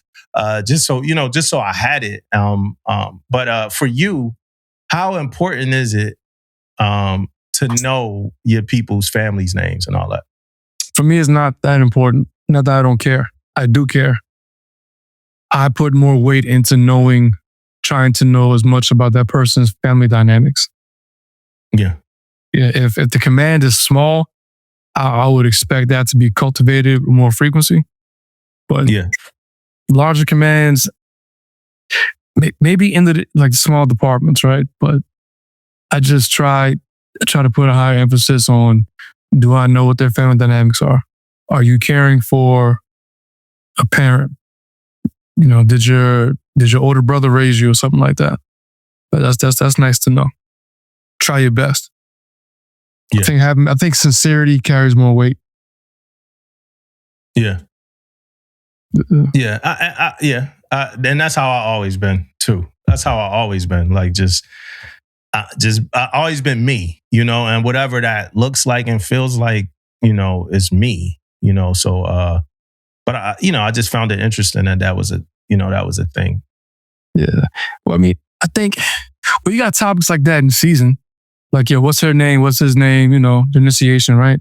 So talking about season, I asked the question to my mess, and I posed to the region, and I asked the question, do you let non-chiefs know the contents, or see the inside of your vessel and see your charge book? And I posed that question, and I'm not going to say it was a lightning rod, but it sparked a lot of conversation. Yeah. Once again, like, do you let non-chiefs see the contents of your vessel and charge book? Yeah. I mean, now what type of question was that for you? Was that the type of question that like you asked people like, and you had feedback for them from it? Or were you just asking to get their, like, how they do it? How they do it. If yes, if no, why for both? So what made that a lightning rod thing? Were people trying to change other people's like opinion about it? It was more about the tradition, the same kind of losing recipes, like nothing's sacred. Yeah. You've seen everyone like, what nothing is sacred anymore. I have my reasons. I gave my answer, and I had some eyebrows raised, but I gave the reasoning behind it. Yeah. So my answer is no, I don't. My answer is I don't, and it's out of respect for the tradition. and holding that part, because we get initiated, right? So, so it's out of respect for that and holding that part of the initiation sacred. No other reason. Like, do I think that, like, am I trying to protect what's in it? Like, it's a fucking treasure chest with a bunch of like jewels, even though like metaphorically it is, right? But outside of like that, like no, and I'm pretty like new wave. Like I'm pretty new wave. Like I do shit different anyway. But that one, I just try to hold that to whatever the traditions are because we get initiated, and I try to have respect to what initiations are and what they mean. So I don't show people. I'm assuming you do show people, and that's what made some people raise their eyebrow. I have shown some. Yeah. I don't know if Damon can hear. I want Damon. Can y'all hear me? Yeah. Yeah. I definitely want to get Damon's opinion on this. You hear the question, Damon? No, he ain't hear it. He ain't hear the question. I posed the question again. So in my mess and in the region chat, I asked the question, have you let non-chiefs see the contents of your vessel in your charge book? If so, why? If no, why? So Donald was like, he doesn't because he, even though he is, with the progress and an open thinker, he still is in line with tradition. Correct? Yeah. Yeah. I think for me, no, right? No. Not that I feel like not as like, if it was posed to me and somebody asked me or whatever, that'd probably be another way of thinking, but it just always, it's never been like, it's never been a thing. So I'm not going to go outside and be like, hey man, you want to come, take a look at this and nothing like that. But it's never, it's never a thing though. You know what I mean? No one ever going outside of, coming and talk to me. Hey, I'm a first class. Shit. Hey, CMC, can I look at your, inside of your bunk? I don't think a first class will come in and ask me that. Yeah. You know what I mean? I don't think so, right? Because they know the traditions and the path and all that stuff. So they probably feel like they're not even going to ask that question because they want to, go through and have their own experiences and things like that. Now, just to me, honestly, man, my box is right here, man. This thing don't even get, bro, to be honest, even during the season, man, I have my shit sitting there, man. People like even going through don't even really look at my shit. You know what I mean? I have it right there unless I bring them in and then, hey, did they say, oh, that's your stuff? Can I look? Maybe something like that, but my shit can be sitting here, man, for 6 weeks and a motherfucker won't even ask to look at it. You know what I mean? Okay. It's what it is, man. Well, yeah, I'm different. I'm not letting everyone see it. Mm-hmm. So just for, I believe all charge books aren't weighed the same. My charge book, it is really one of my prized possessions. Like to the point where, like when I die, my kids better not give away their grandmother's vinyls that I still have, and they better not do anything crazy with my charge book or my vessel. That's how much I put into it. Yeah. And I open it, I train to it a lot. Some reasons why I'm not against showing it is because one is mine. And then two, when I saw on YouTube and on Pinterest and on Google searches, people cracking open charge books and vessels, I was like, what the hell is this? Yeah. It's out there. Yeah. Right? So I'm like, all right, so, evolution is undefeated. So I'm like, all right, how do we control the narrative? So I had a checkout with a department head and he's going command. And, we're talking about the season and all that. And during this time at the command, he had some challenges, but he came out the back end pretty well. And there was an exact charge in my book that applied to him. Oh, Lord, what I said. The back end? No, you go. Brother. Go ahead, bro. We said earlier? Hey, but my brain working today. Yeah, I got you. All right. So I took out the charge and I said, hey, sir, I think this really applies to you. Yeah. What do I do now? Nothing. You good. I'm listening. So he read the charge for my charge buck, right? Mm-hmm. And the light bulb went off. It just hit. He really understood. And then he's in command now, so I know that he really is invested in the season. Yeah. You know, and then I had two other cases where one in particular, it was a first class that everyone said that they broke the golden rule. They said, yo, everyone says he's going to make it this year. He didn't. And I said, look, man, it's traditions, this is worth it. And I said, I look at this thing all the time, especially in the season. And once again, I took out a charge and he read it and it just resonated. And, he picked up Chief the next season. I was able to be a CMC during the season. It worked. So I'm not all willy-nilly with it. I'm not just flying around like, hey, look at this. Nah. Yeah. But once I saw that it's out there online, once I saw one season at the next, they selling vessel kits. I was like, what the hell is this shit? Yeah. Right? So I was like, all right, how do we keep tradition but still evolve with the times? And then more people don't care about being chief. So if we share some traditions and good taste and keep them with traditions, more people want to have some buy-in, like you said before. So if anybody want to come in the comments like, oh, you break tradition, shut up, man. Deal with the times. There's going to be somebody who's going to take their grandfather's or grandmother's charge book, open it, see all the jewels in there, and publish it like a book, like on some Marcus Aurelius Meditations crap. Then what's going to happen? It's going to change. So I say keep traditions as your charge book, but also you got to be able to evolve for the times. They're going to publish it like a book and see like pictures of a bank. The Chiefs must is a bank. One of the worst charges I got was from a prior MICPON too. So, well, yeah, ignore that, huh? No, I mean, I ain't got nothing on it. But D-Guts, like when D-Guts like did the whole unmasked thing, and like when he started doing the videos on YouTube, he bought his vessel onto a YouTube video, opened that shit up, and like opened the charge book up like all on YouTube, like yo, I'm going against the establishment. Like he did that, like, you know what I mean? And me and him had talked before that because he told me that was his plan, and I said the same thing you said, like it's out there, like it's on all of those places that you say they are. But I don't even say that because I even don't even say that or like nothing about GoatLocker whatever, because I still want people to find it.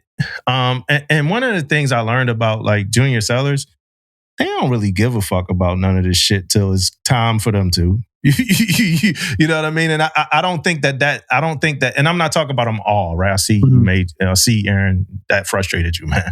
No. I was thinking about something else. Like they know more than they let on.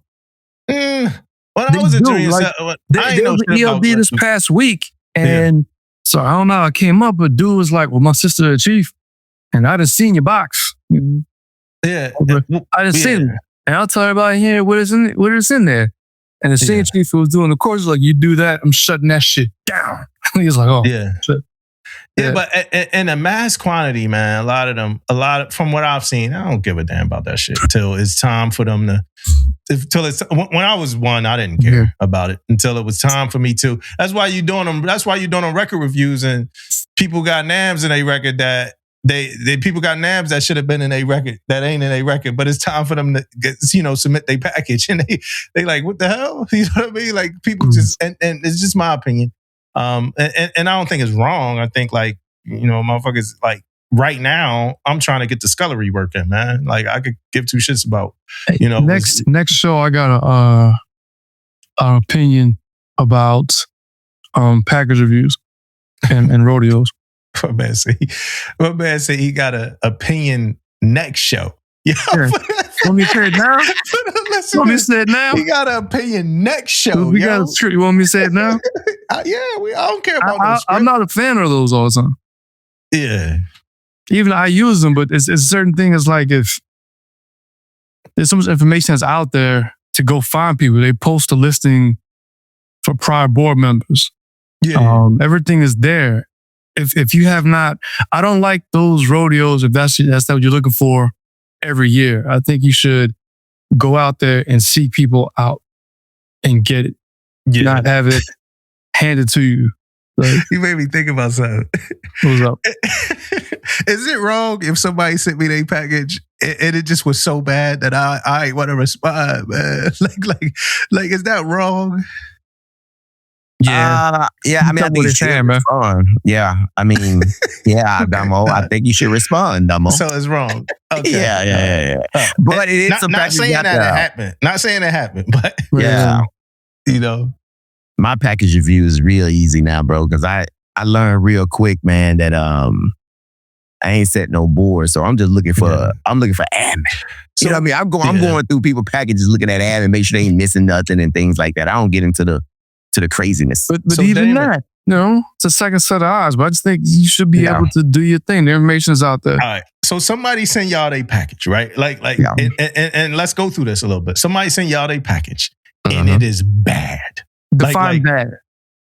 Presentation or? No, bad. Like they not about that. They are not ready for Chief. Like they not about to make it, right? Okay. How do you tell them? Damon? Okay, hey. You're next. Hey, so to me, Damo, in a damage control world, man, it's real easy for me, though. Come on, David. How you telling I'm finna tell you. Set the scene, I'm gonna go. I had to set the scene, man. Cause like what I'm gonna do, because I'm assuming it's bad because they ain't meeting criteria. If they don't meet the criteria, I via email. This is an email joint. Oh, email joint. Don't change it. Don't make it. Yeah, don't make it in person. It's via email. Via email, bro. This is what I would do. And I haven't seen one that's bad for me to do this, but this is what I would do, right? I will have the ladder in front of me. I will highlight the things in the ladder that they don't have. Hey, these are some of the things you should have right here. You don't have them. Then I'll talk about if it got anything to do with superior performance. Like, hey, you got to make sure you got superior performance. Right now, I don't see that, in your thing. And then at the end of the day, I feel like I gotta be blunt about it. I don't know. You may need a couple more years, or you may need a year or two, to establish yourself. And then I'm gonna end it with, but this is just my opinion. You can get opinions of others. You know what I mean? That's how I'm kind of gonna put it. But Damo, I think it's a real thing to tell people the truth on stuff that you've been doing for a long time too, though.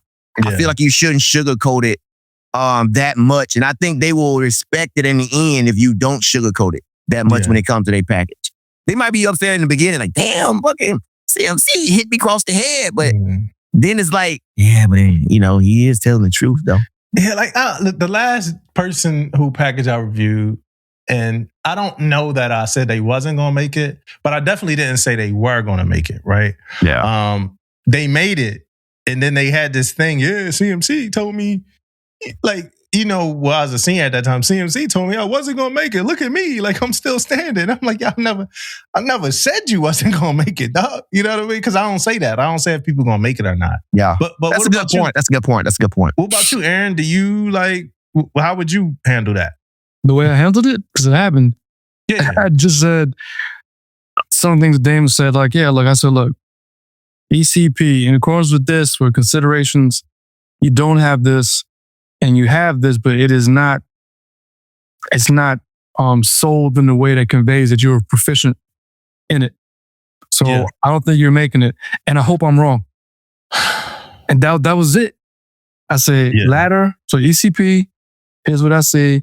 Hey, this seems off. I think you need more time, or this ain't it. And I hope I'm wrong.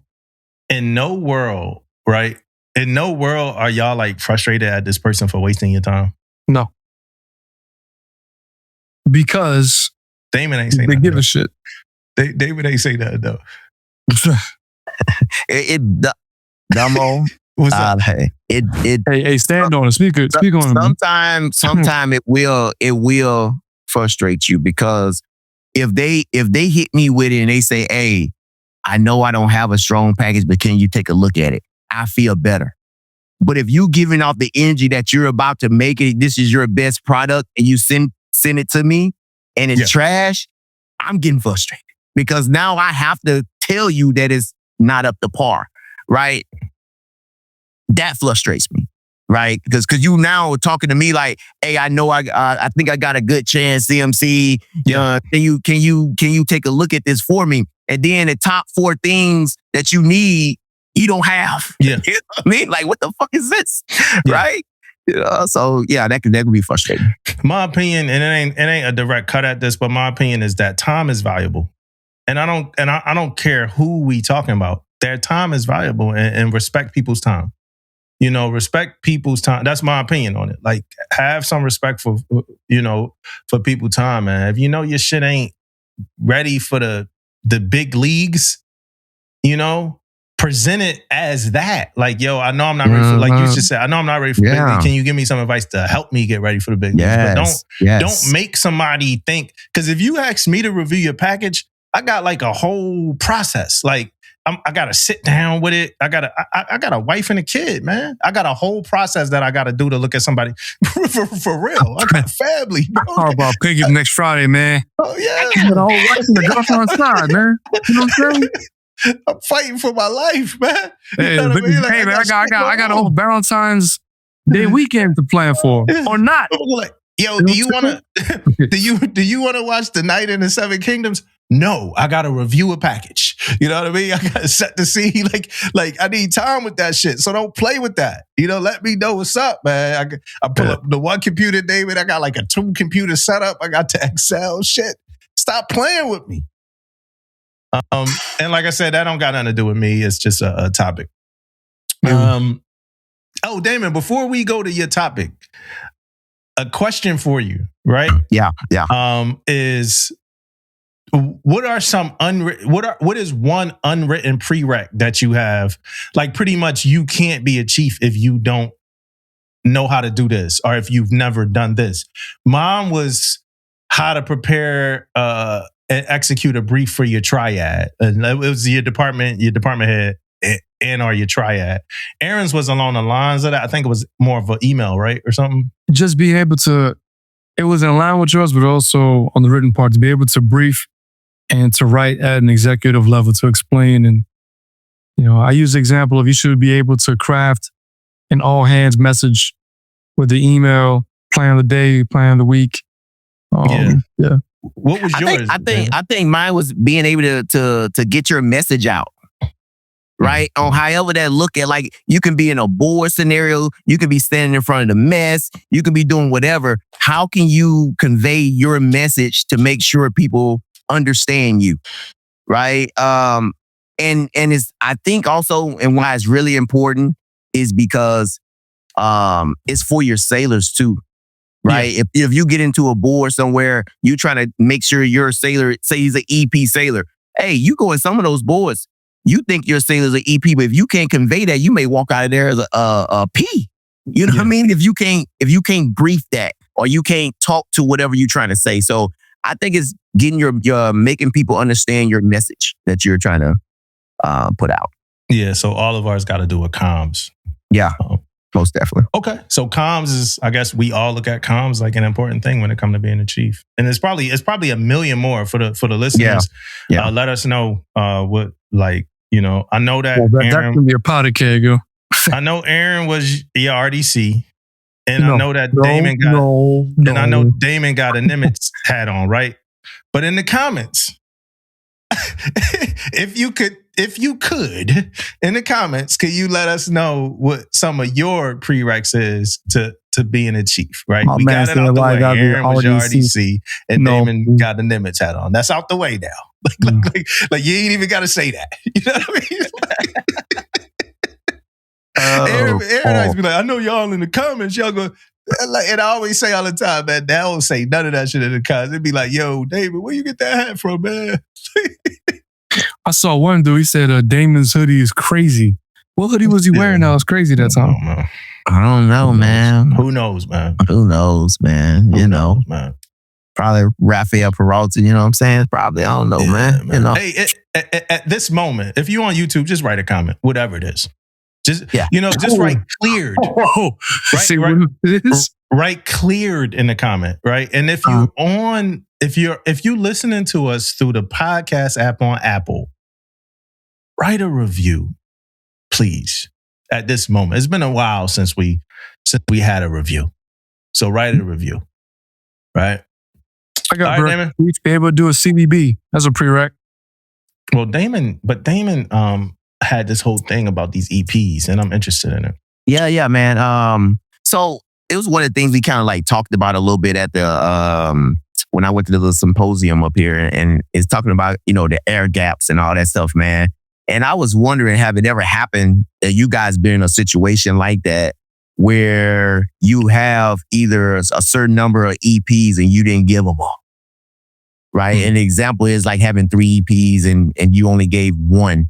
And we know what that does, right? It's the air gap. It hurts, right? So have you guys ever been? I have not, right? But they talked about it. So have you guys ever been in a situation like that? I haven't. I wouldn't mind doing it if I was being true and honest. But I don't know that. I don't know that. Well, let me say this. From my interaction with most COs, based off of my interactions, I don't know too many of them that would do that. Let me just say that. But I mean, I've never been in one, and I would do it at the drop of. We had a 1-on-1 before. I was at a command with a 1-on-1, and I didn't think the person was an EP, right? And I'm like, yo, I don't think this person's an EP. And my CO was like, man, we can't do that. You know what I mean? So that's my answer to that question. Yeah, I've never seen it. I've seen more discussion about what needs to get put in the comments on performance if a person wasn't all the way. You know, they could have the technical knowledge of EP, but their leadership didn't match up. There are things that were put in the comments to convey that. But there wasn't no air gap, so. Yo, and then people be reading these evals, bro, like it's coded language, bro. Like, you know, somebody was talking to me about an eval, man, and it didn't have, like, it was an EP, number 1, and the breakout statement, it didn't say like press 100 now or something, you know what I mean? But it was like, you know, whatever. It was a good joint. And they like, yo, like, this could be stronger. I'm like, what? Like, it has to say press 100 now? Like, yeah, you know, if it said that, it's like, yo, your joint good. You number 1 EP. It's a great write-up. You got a breakout statement. It says ready for chief. Yeah, but it don't say press 100 now. Are they looking? So I think people just get it like crazier and crazier when it comes to like how they, like, it's hitting, like it's like hidden messages and evals. They think, yeah, it says that, you know, I'm such and such MP, but it says recommended for first class. It don't say strongly recommended. You know, right. That record is reserved for ranked MPs and EPs.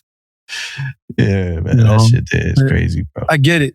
I mean, but people look at the word potential. I know I put potential. I mean it. Like, you're doing great things and you could do more. But that's not a freaking death sentence if you get potential in your eval. It's not. Oh, potential? Yeah, I mean, you screwed me. Like, no, I didn't. I answered the report. You're doing great and you could do more. Yeah, that was a thing back when I was in like 08. It's like, yo, you don't want to have potential. You want to be doing that shit. I never put potential in none. Me either. Yeah, me either, man. You know? Yep. That's probably why I didn't make it as a music artist, man. Because I used to say potential there. Like, yo, I got potential. You know, maybe I shouldn't have said it there. People fear potential because it's either paired with unfulfilled potential. It's like, oh, man. But also could be maximized potential. It goes both ways. Yeah.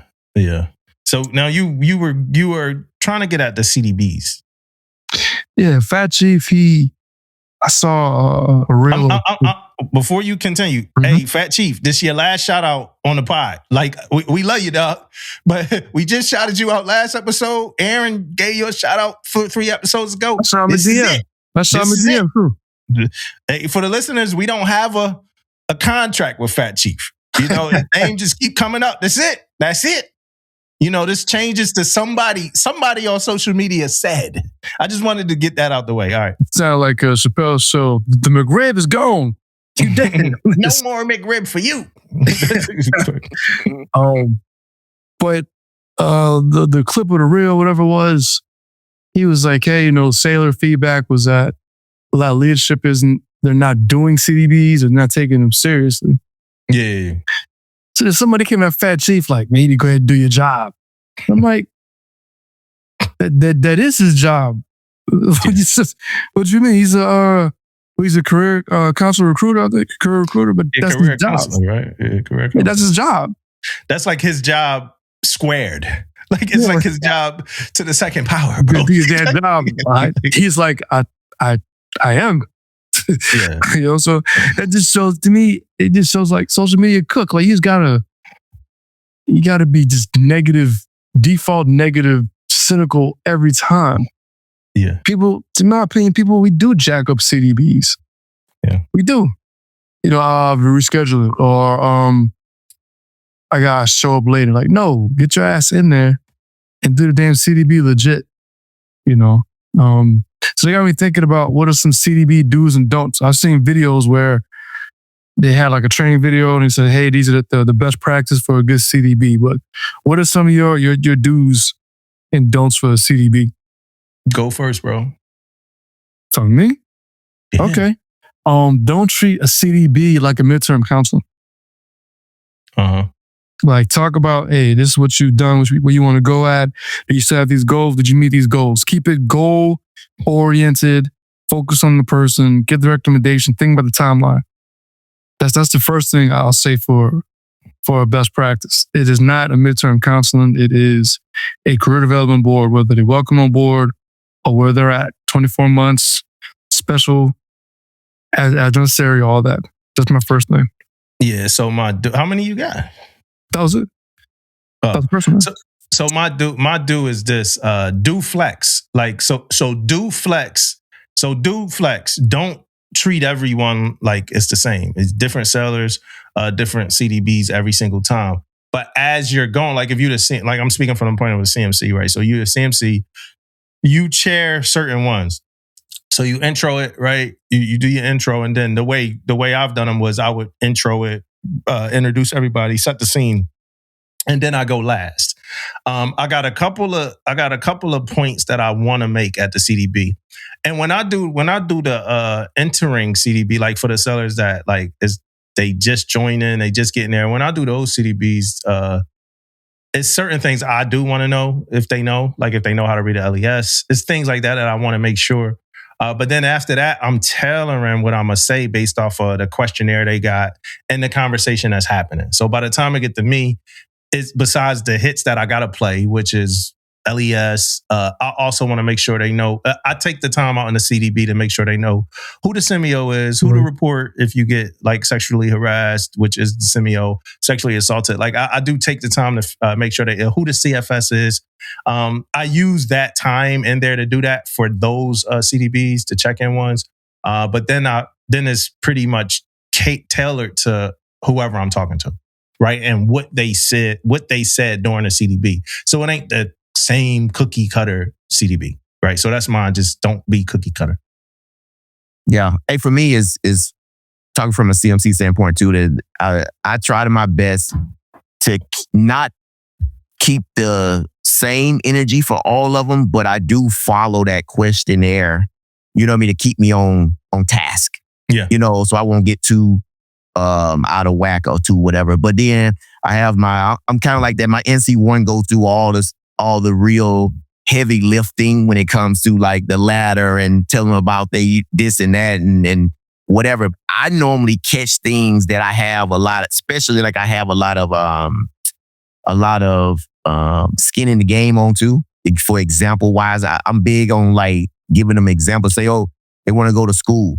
I talk about, I jump in on a school thing. I jump in on a qualification they thinking about. If whatever kind of goals they have, they want to buy a car, I jump in. You know what I mean? I jump in on certain topics to emphasize too on certain things too. And one of the things, for example, they do at Lemoore is they have classes for buying a car. They got classes for buying a house.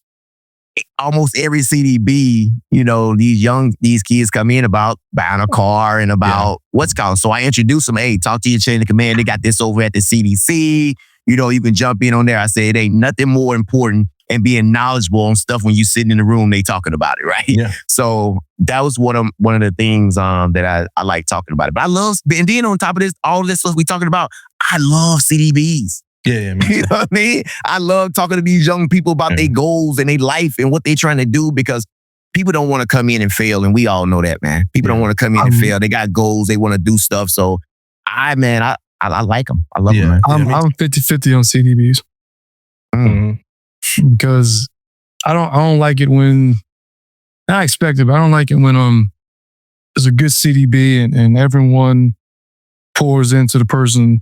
Hey man, like you said, the car buying, the financial literacy, spousal employment, resources, all these things. I don't like it when you sit there and the person who's at the CDB is kind of like, just like, don't go through the motions, kind of like wasting time. If that's the case, then it's our duty and responsibility and want to do it. But if that's the case, look, here's your smartphone and there's my Navy HR, and you can go figure it out yourself. Yeah. Don't waste people's time. Yeah. But some of the ones we do, bro, just respectfully, some of the ones we do is what like first ascension sellers and shit. Yeah. Like is what brand new sellers that don't know what the fuck is going on anyway, right? So we got to tell them like, hey, look, this is, well, I find myself having to tell them like, hey, this is a career development board. This is about your career. You need something to write on and you need something to write with, and you need to take notes. And that's why when I do the tailored thing, a lot of times I write down, like if like my NCC says like, hey, you could go to such and such for CFS, I write those questions. Damon know me as this kind of person anyway. I write this shit down. Then when it's my turn, I'd be like, hey, who did NCC tell you to talk to?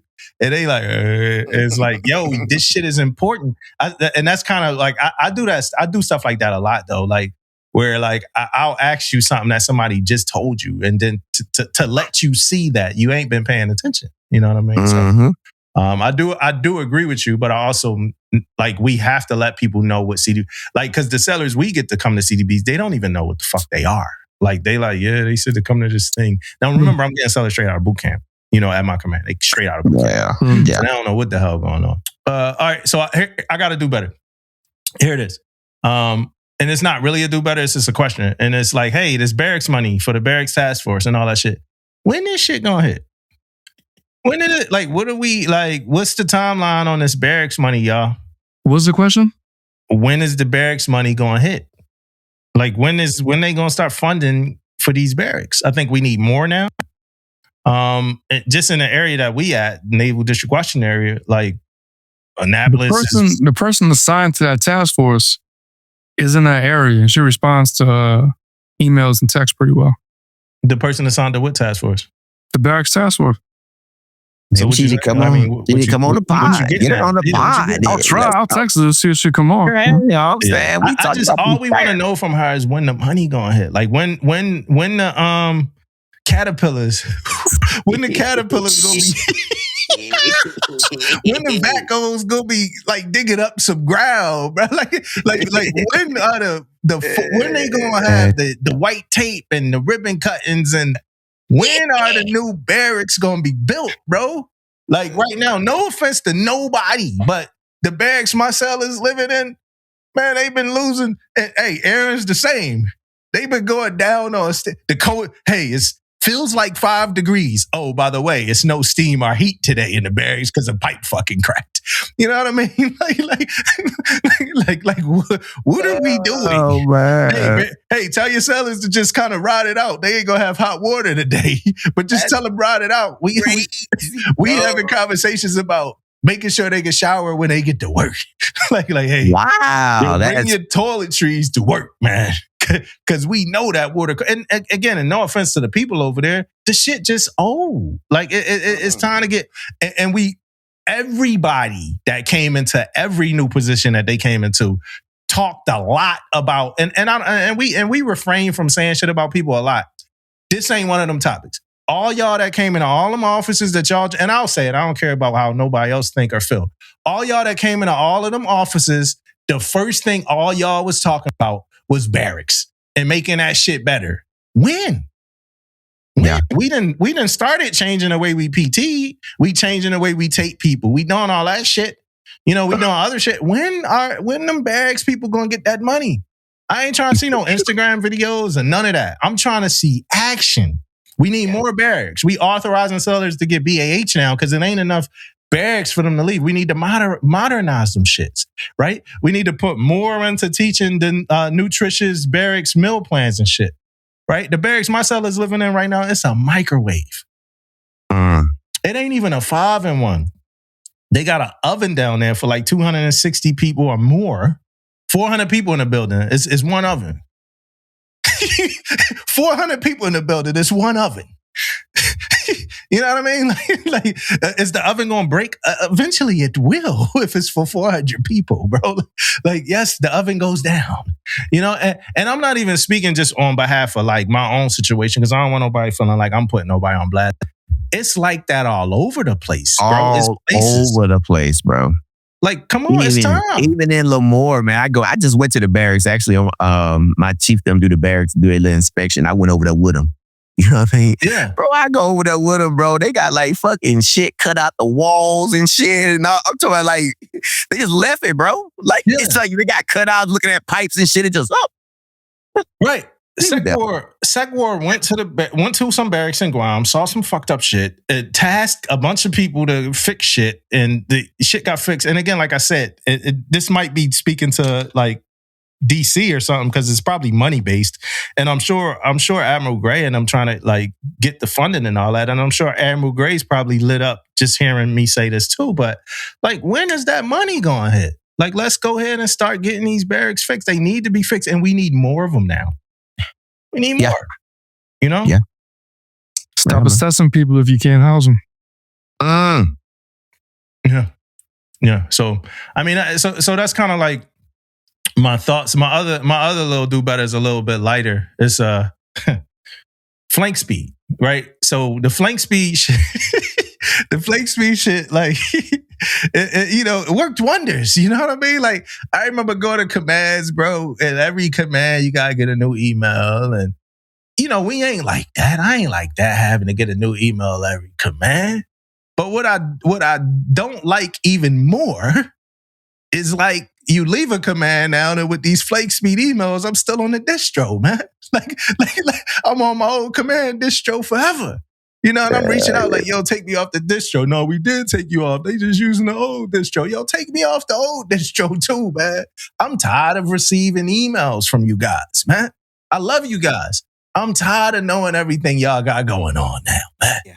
I've been gone for a little bit, man. So flake speed emails, bro. You forever getting emails from and all I'm thinking about is when like 3 commands later, I'm gonna still be getting emails from Annapolis, man. Because of flame speed. Like, just, I tell you, Dumbo, for me, same thing. Right? I like the emails that I'm getting though. It's some of them that's crazy out there, but I was at Tycom. Right? I was at Tycom. So some of them emails me some good information on shit that's coming out there, bro. So I be like, I'm getting Tycom. Yeah, bro. I'm getting like 30 emails a fucking week. 30, 40 emails come through. Some of them I delete automatically, but some of them I be like, okay, shit. Let me check this out. Check this. Yeah, let me check this one out, man. I'm getting zone inspection. Hey, we got to move the zone inspection to Tuesday. Like, yo, I could give 2 shit. Like, one day I'm going to pop up at one of them bitches like, yo, y'all want to be here? Like, but Tycon ain't talking about Tycon, they ain't doing no damn zone inspection shit. So the emails, most of the emails are some legit because you sending out to some big dog. Like information. Information. You don't deal with that, Aaron? What? Oh, I'm still getting stuff from PAX, but I'm on health.mil and I'm still getting flank speed emails. Yeah, you are. That's a whole different debacle right there. Yeah. Yeah, that's another thing. All them different email shits, but we can talk about some of it. Because when I was on the installation, it was like that. Well, if you want to hit us, you got to hit us at, you need a health.mil. Like when you want an installation, you got to get whatever account from all your tenants. Well, we only on Gmail. It's like, yo, like I done got 4 different email groups now, man. And I gotta do better. I gotta do better, man. My do better's a little light too, Dumbo. You know, but my do better, man, is my watch and my treadmill, bro. You know what I mean? I need them things to sync up, bro. You know what I'm saying? Bro, hey, look, I'm going on this damn treadmill, bro. I'm running 5 miles and my watch saying I'm running motherfucking 3.5, bro. Yeah, I need them know. things to sync up, and I'm mad about it because, you know, Ella's, my wife, she's linked into my thing. I want her to see them 5 miles, bro. Yeah. You know what I mean? So when she looking at her watch, she said, oh, he ain't doing 3 today. I did 5, bro. You know what I'm saying? So yeah, I need my do betters for that stuff to link up a little bit better, bro. Bro, it's something about the treadmill, I think. Cause so I only run on treadmills now that sync with the watch, right? So my miles are counted. But the difference is if I don't sync with the watch, my calories are way different than if I do sync with the watch. And to me, that's weird. You know, and I don't understand that. Like, so now that I sync with the watch, if I'm running 5, I'm running 5. If I'm running 6, I'm running 6. But if I don't sync with for example, if I don't sync with my watch and I start out at 6 miles per hour, I could burn 200 calories in 10 minutes, right? But if I'm synced with the watch, I'm only burning 140 calories in 10 minutes in accordance with the watch and the treadmill. And I don't understand the difference. Like, it should be going off whatever the treadmill's going off based off of the performance. Yeah. Right. But who knows? But hey, dog, what you just said, bro, I've been struggling with that for like ever since I had a watch. I'm like, yo, these shits just don't sync up. Yeah. So and then another thing I'm trying to get at too is like, hey, Peloton, holla at your people, man. If you guys want me to test it out and see you guys, you know what I mean, see if you guys can link up and let me know, man. Peloton, I'm here for you, man. You know what I'm saying? No, I got a Peloton bike, but I'm saying I'm trying to get that Peloton. So you got a Peloton, and don't you got a couple BMWs? I got a regular tread. You got a couple BMWs too, right? I'm just saying, like, don't you got a couple BMWs? How many BMWs you got? How many BMWs you got? I got one BMW. You got one. And the Peloton. Yeah. And the SUV in the SUV, right? Yeah. What kind of SUV you got? But my son, man, like got the truck. I got him a little truck, man. You know, it gets around a little bit. You gave him a truck, CMC? No, I ain't give him. You know, I got it from. Yeah. His car broke down on him, bro. He had a little car, man. That thing blew up. So CMC, you got the BMW. You gave your son the one joint, and you got the SUV. Yeah, but the SUV, that's my wife's joint. That's your weekend car. So what's your car now? No, I have the little S3. Oh, you got the I've been had a little, because, you know, I had the Tahoe. Yeah, the black. You know what I mean? Bro, that Tahoe, man, I love that thing, bro. That was I probably never got rid of it. But, bro, that Temecula trip, whew, I had to do something, bro. Yeah. I had to do something about it, man. But yeah, what you got? You got to do better, Aaron?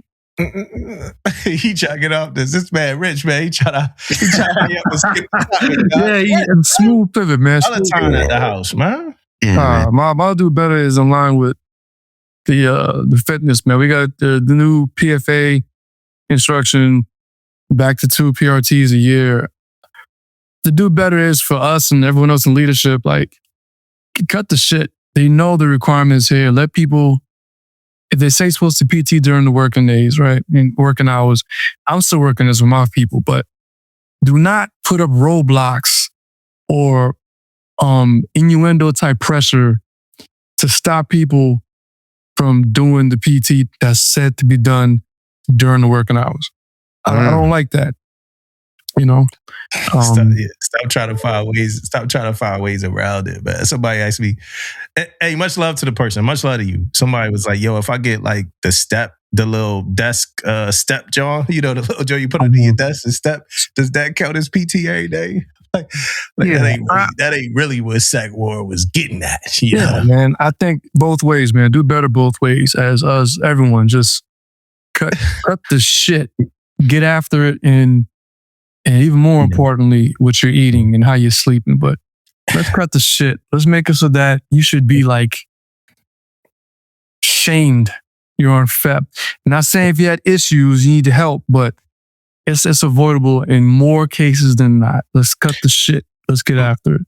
Yeah. My thing is this. Do it. Like find a time during your workday to PT every day for your command, right? do it that way, and then report all the, instead of just not doing it or acting like you got all these other things you're gonna do. Like, no, everybody work out on their own every day, and then like do it and then report all the hurdles that comes along with it. Like, get some data points. I see more people like finding ways around doing it. And because of all of the because of all of the issues that come along with it, just do it and then pull the data points of what you lose from doing it, what you've been losing from doing it, or whatever. But if SecWar is saying that that's what we should be doing, my opinion is fucking do it. Yeah. Did you see the Army is going to tie some realism bonuses to PRT scores? Yeah, that's crazy right there. I think they should. I think we should. Why? Because, man, if something like, I don't know if I could tie some money. Oh, man, everybody can be out there. It was just cut the shit. Like, why? I know you shouldn't beg someone to meet the requirement of their damn job, their health. But, you know, yeah. Can we talk a little bit about, it's a spider right here in my room. I'm trying to kill that shit real quick. But can we talk a little bit about is PT so important that we got to pay people bonuses? Like, that's crazy. That's crazy. That's crazy. Not like other shit, not like war fighting shit, or not like how you fucking fix things. But okay, like, hold on. Because you can run a mile and a half faster than the rest of your command, that you should get more money? Like, I get it that military members should be fit, but we're not. It's not a fucking like, and they don't got nothing to do with you, Aaron. We're not athletes. Like, why are we starting to get into this realm where we want people to be? We're not bodybuilders. It's not a weightlifting thing. Be fit enough to look at cops. These motherfuckers, like, they not running 6-7 miles. They running the bullshit that they got to run. Be fit enough to do. What'd you say? No, they're not. I know. I'm sure they got some requirements. They got some cops who busting out the frames. Yes, but they got a PT test. Like, be fit enough to do your job. Like, why are we like? Yes, we should be fit, and I think that's important. And I always say that's important. But when we start talking about now, we giving people bonuses because how they perform on a PRT. What if they suck at their job? What if they perform real good at the PRT because they like working out and they suck as a HT? They don't know how to MIG well. They don't know how to TIG well. They don't know how to do shit. I'm with you. I mean, there was the Senior Master Sergeant of the Space Force talked about what's actual fitness. He was like, fitness, doing your stuff in addition to this, do all things, right? But why can't there be something where you like, if you excel at keeping yourself in standard? I give you 24 hours. You know what I mean? If you do something, I give you something real simple. I give you a couple hours off, or you know what I mean? Hey, you ain't gotta come back. You ain't gotta come back to work after. I'm with you. You're looking for no super athlete. What if you excel at being a GSM? Are you excel at being an OS? Are you excel at being like, we're making the PT block of this shit? Like, this is just my opinion. Is it us or is it someone else? What'd you say? Is it solely us doing this? That's coming from the top. You know, I can't, bro. I'm not wrong. No, it is. No, I can't say. But yes, I get it. But like, we can't go to those places, right? But what I'm saying is, in the whole auditorium with the top brass. Nothing wrong with that. You know what I mean? We're acting like that's like 60% of what it means to be a whole sailor. Like, it's way other, or a whole service member. Yes, PT is important. It's important to be fit. I don't think we're saying you guys. That's the biggest, like. If we're saying we want to start giving people bonuses for passing fucking physical assessments, nah, bro. If a person goes on FEP, is it like, oh, you're on FEP? It's like, man, you're on FEP, dude. What's the viewpoint of that?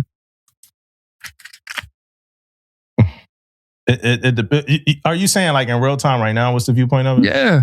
And once again, I'm not talking about people who are getting over injuries or. How you want people on FEP to feel? Like, how you want them to feel, bro? You want them to feel like shit, bro? Take ownership. I'm not talking about, you got people who just missed a cut. If you got someone who didn't do anything, and you on FEP, I want you to feel bad. If you someone that has been had challenges, how bad you want them? How bad you want them to feel, bro? I don't want them to slam their head in the car door and nothing like that. I'm just saying, yo, man, I gotta do better, man. I want them to feel as if they failed in a way like they failed their damn advancement exam. Yeah. I mean, you could like if you keep failing, right? You could fucking get kicked out the military. So it's definitely detrimental. It's definitely detrimental. We need places to PT. Gyms are now 24 hours. Yeah. You walk past the gym to your bags room. Yeah. What are we talking about? Hey, you are 19. You're 19. You just left boot camp. Why are you in my office for a bad day check before it goes to the CO? Why? Explain yourself. Well, they in your office for a bad day check because you require them to come to your office. That they check. Like that. Yeah. That's why they in there, because you make them go. Yeah. They in their head like, man, if I was anywhere else, I wouldn't be in your office for a bad day check. This shit would just get routed up and I would be running my PRT. Why not ask, hey, are you getting pressure? Is your working hours crazy? And they'd be like, no, the pressure is coming from you right now. Good. Yes. Yes. So I agree, like in that case, right? I agree with everything you just said. Yeah. But I don't agree with the Army or whoever it is. Like, it's like a and it might sound weird, but like we do way more than PT for you to start saying like, yo, we gonna give you money for how well you do on your. Some people got kids, man. like I got a kid now, and I know how important this shit like it is. To have. Some people got kids.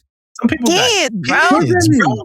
Got a family. Like they can't, like they could pass it, like, and I'm not even talking about people that's out of shape grossly. Like it's some people that's in shape that could pass a PRT, but they not that in that realm that they about to get extra money. Like I don't know, and I'm interested with Damon. I just think we adding a whole lot of sauce to the physical I saw someone who was at my command. That's her. She had a kid, and then she was freaking running a half like 2 weeks later. It's crazy. Yeah. But every military member is not a marathon runner, bro. Understood. Like some military members are like chefs. They want to open up like a fucking restaurant when they get out the Navy or something. Not everybody's like Janina Simmons, right? Not everybody is Janina Simmons. I'm not saying for everyone to be some apex athlete. I've said it before. I'm not really talking about you, Aaron. I'm talking about the way that whoever is saying that we gonna give bonuses to the motherfucker that like something's gotta be a rub because we've gotten so bad with it. When we went to one, you gave cats an inch, you took them out. Hey, we're doing one PRT a year. Coming off COVID, and hey, you know what? Let's keep the standard. And cats jacked it up. Bro. It's no like go to any command that people are grossly out of standards, right? And tell me that the people that's in charge of holding these people accountable are doing it the best way that they can. I'm not going to speak in my command. We're the best. We try. We're not the best. No place. Well, you got a lot of people grossly out of standards because that was. But I have people who are like, what do you mean you didn't do this? What? Yeah. So my example is the grossly out of standard shit, right? So you go anywhere where it's people grossly out of standards and tell me that shit, you just gave me something to write about a note in my command. Like, shit, hold on, I gotta write this note, man. It's about my job. Hold on. Like, it gotta do with FEP. Oh shit. Damn. Yeah, so it's like anywhere you go, right? Find a triad and a CFL that's putting that shit at the forefront and tell me that command ain't flourishing when it comes to PT standards. If that ain't the case, it's another problem. I think the reason why shit fails is because the people that's supposed to be driving it don't drive it correctly. So I don't personally think like we always have to have the incentive. Like, do your fucking job, bro. Like you're the CFL, right? Get the nutrition people to the command. Make sure that the people on your FEP are on that nutrition plan that they say to get on when you sign the page 13 for fucking going on FEP, right? Make sure that you're allotting time for people to work out. Get ACFLs that care about the shit. You care about it. Don't treat it like a collateral. Oh, and by the way, triad. Get behind that shit. Like all you have to do as a triad member is fucking support it. Like, and that be the shit that be frustrating with me about like some triad shit. Like, ain't nobody asking for you to do much. Like, support it. Go to the all hands and just talk about it. I support. I concur. And I think that's how we solve like a lot of these problems when it comes to Sec War. Like, and I'll say that Sec War set what the standard was, and I think everybody else is finding ways to check the standard box without checking the standard. And I'm not saying everybody else. I'm not saying every single person. I hate to do that when we do that and have these conversations. But it's people that I've talked to that's finding ways to remix the standard to say they hit the standard. And my answer to that question is always what I talked to Damon about like 2 months ago is, what if Sec War was in your skipper's office? Could your skipper tell the Sec War this? Like, yeah, well, this is what we doing. Everybody got to fucking watch, right? So if you go work out, you know, we figuring it out. We doing the math. We know, like, could your skipper say that to Sec War and Sec War be like, yeah, y'all hitting the mark that I asked for. Sounds good. and it's probably not the case, right? So I love you, Aaron, and I love whoever the fuck came up with the idea, but I don't love the Army deciding to think that, and I know it's just a thought, but thinking that, yo, we need to pay people for the fucking like PT. Like, no, that's not what a wholesaler is, man. I mean, a whole service member is, a whole soldier is. Like, it's way more to it. Yeah, you pay for your expertise, man. Cook this, order this, fix this. Sorry, noise. All that. But yeah, like, do something to where if it used to be a physical fitness and whatever standard on the eval, you're a 5.0. What does it mean? It's hollow. What does it mean? What does it mean? Right. Yeah. I mean, that part, right? And motherfuckers be 5.0 and not in great shape. Like, yo, you can't be a 5.0 if you ain't where you supposed to be, bro. Like in that block. I know that block. That was like equal opportunity. You know, no one can get equal opportunity with Simio. Wrong. That shit. What? As a whole career counselor, you departmental career counselor? Yeah. Retain goals? Yeah. 5.0. Yeah. And we ran off in the other blocks on Valentine's Day, but yo, the equal opportunity shit. Like, should that be an eval? Like, should the equal opportunity block be in the eval for an E1 through E4? What's the block say? I ain't about to pull that shit up. Like, because it's this whole politics shit for E1 through E4 anyway. If you ain't on a CRT, you're automatically a 3.0 or some shit people be saying. Is the equal opportunity shit like necessary in 2026? I know where you're going. No, I'm not going there. That's an Aaron innuendo. Whoa. It ain't a Damo innuendo. Did you find it? Nah, I stopped looking. I didn't care. I mean, maybe we could come back for a listener. I'm interested in, and I'm not saying like equal opportunity, but should we be grading E1 through E4 on whatever's in that line item, especially when we do the whole, if you ain't on CRT, and am I tripping or have y'all ever heard? Block, I know in the block it talks about greatly increasing recruitment retention efforts. It's in that same block. So you can tell a career counselor. I stood on that. You're going to tell a career counselor that they're going to be 3.0 in that block, even though it has verbiage that talks to exactly what they're doing. Have y'all ever heard, or is just a sole experience from me, because I'm trying to see how popular this experience is. Have y'all ever heard somebody say, hey, if you're not on CRT and you E4 and junior, or E5 and junior, or whatever like that, you can't get more than a 3.0 in equal opportunity? Yeah. Have y'all ever heard that? Okay. Yeah, I received that. And I was like, hell no. Yeah, we most definitely talk about the CRT thing, but I never you can't, you know what I mean, get Mahwad in there. I never heard it like that. The rules, man. The can't part, but yeah, I have heard it before though. All right, I'm gonna go pick of the week. I love that fucking workout conversation, and that shit was great. I'm gonna go pick of the week. My pick of the week is it's from the Fleet CPO training team newsletter. And hey, for the listeners, just so y'all know, it's not a book because I'm still listening to it. Yo, I knock out about 3 hours of it a day, bro. It's an audio book and it was 44 hours long. I'm on month 2 of this shit and I can't wait to review it. Hint is one of the best books I've ever listened to, right? I mean, I think that's pretty easy, but I got like 6 hours left for this book and I can't wait to give y'all the full review. But that's the reason why. But my pick of the week today is from, like I said, the Fleet CPO Training Team newsletter.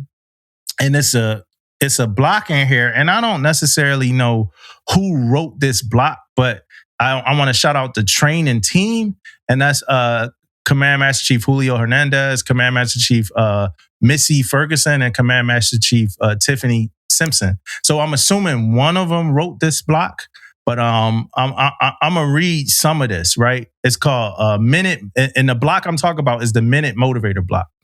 And it says, "Worry is a word that I don't allow myself to use," and that was from General of the U.S. Army Dwight D. Eisenhower. Right? A couple of things stood out for me, so I'm going to go in it. It says, worry is a costly down payment on a cheap possibility. Legitimate concern is appropriate. Worry is unproductive and produces inaction. It reduces courage to fear and vision to short-sightedness.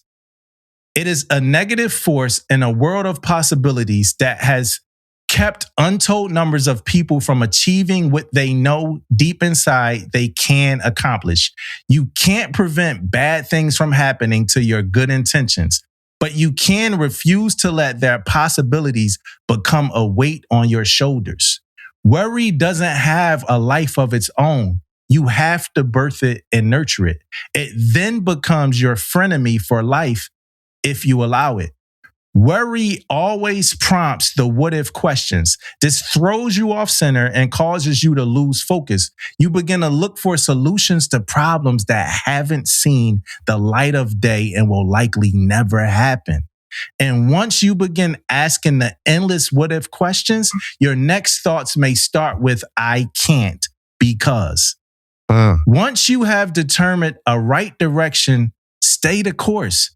It doesn't hurt to have a backup plan, but don't reach for it too soon. Give your original plan a chance to develop. Think positively and act courageously. Fear doesn't need to be a barrier in your path to success.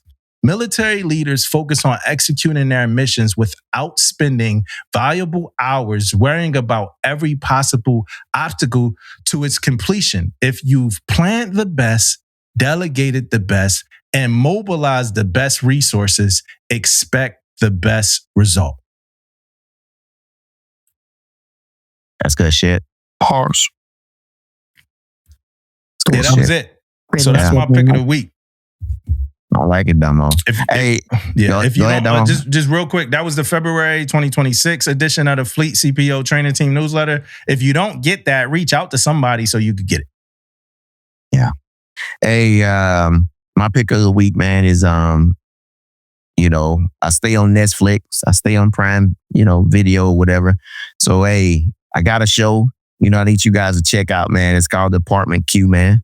I'm big on the detective shows and things like that. So if you haven't watched it, check it out on Netflix, man. It's a pretty good show by a detective. They put him in the basement to do cold cases, and he got one. He got a good case, man, and he's doing this thing, and it's a good show, man. If you don't have anything, you can watch everything on Netflix or watch everything on Prime, and haven't watched this one, check it out. It's pretty good. Sounds good.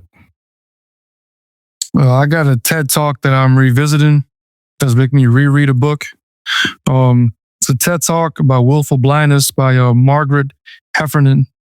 That's Heffernan spelled Hefffernan.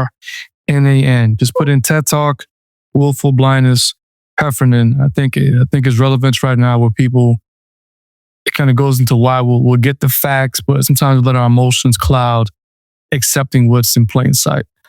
So I'm reading this book, audio. I'm gonna do both audio and read it. But that TED Talk, I think is worth the listen. Thanks, Aaron. Thanks, Damon. Yeah, man. Happy Valentine's Day, bro. Yeah, man. Happy Valentine's Day, man. ladies out Valentine's there, Day. Happy Valentine's Day to everybody. And again, it's couple days after Valentine's Day at this point. But hey, let's have fun. Let's have a great day, y'all. Peace out. Great episode. Yep. Mississippi, stand up.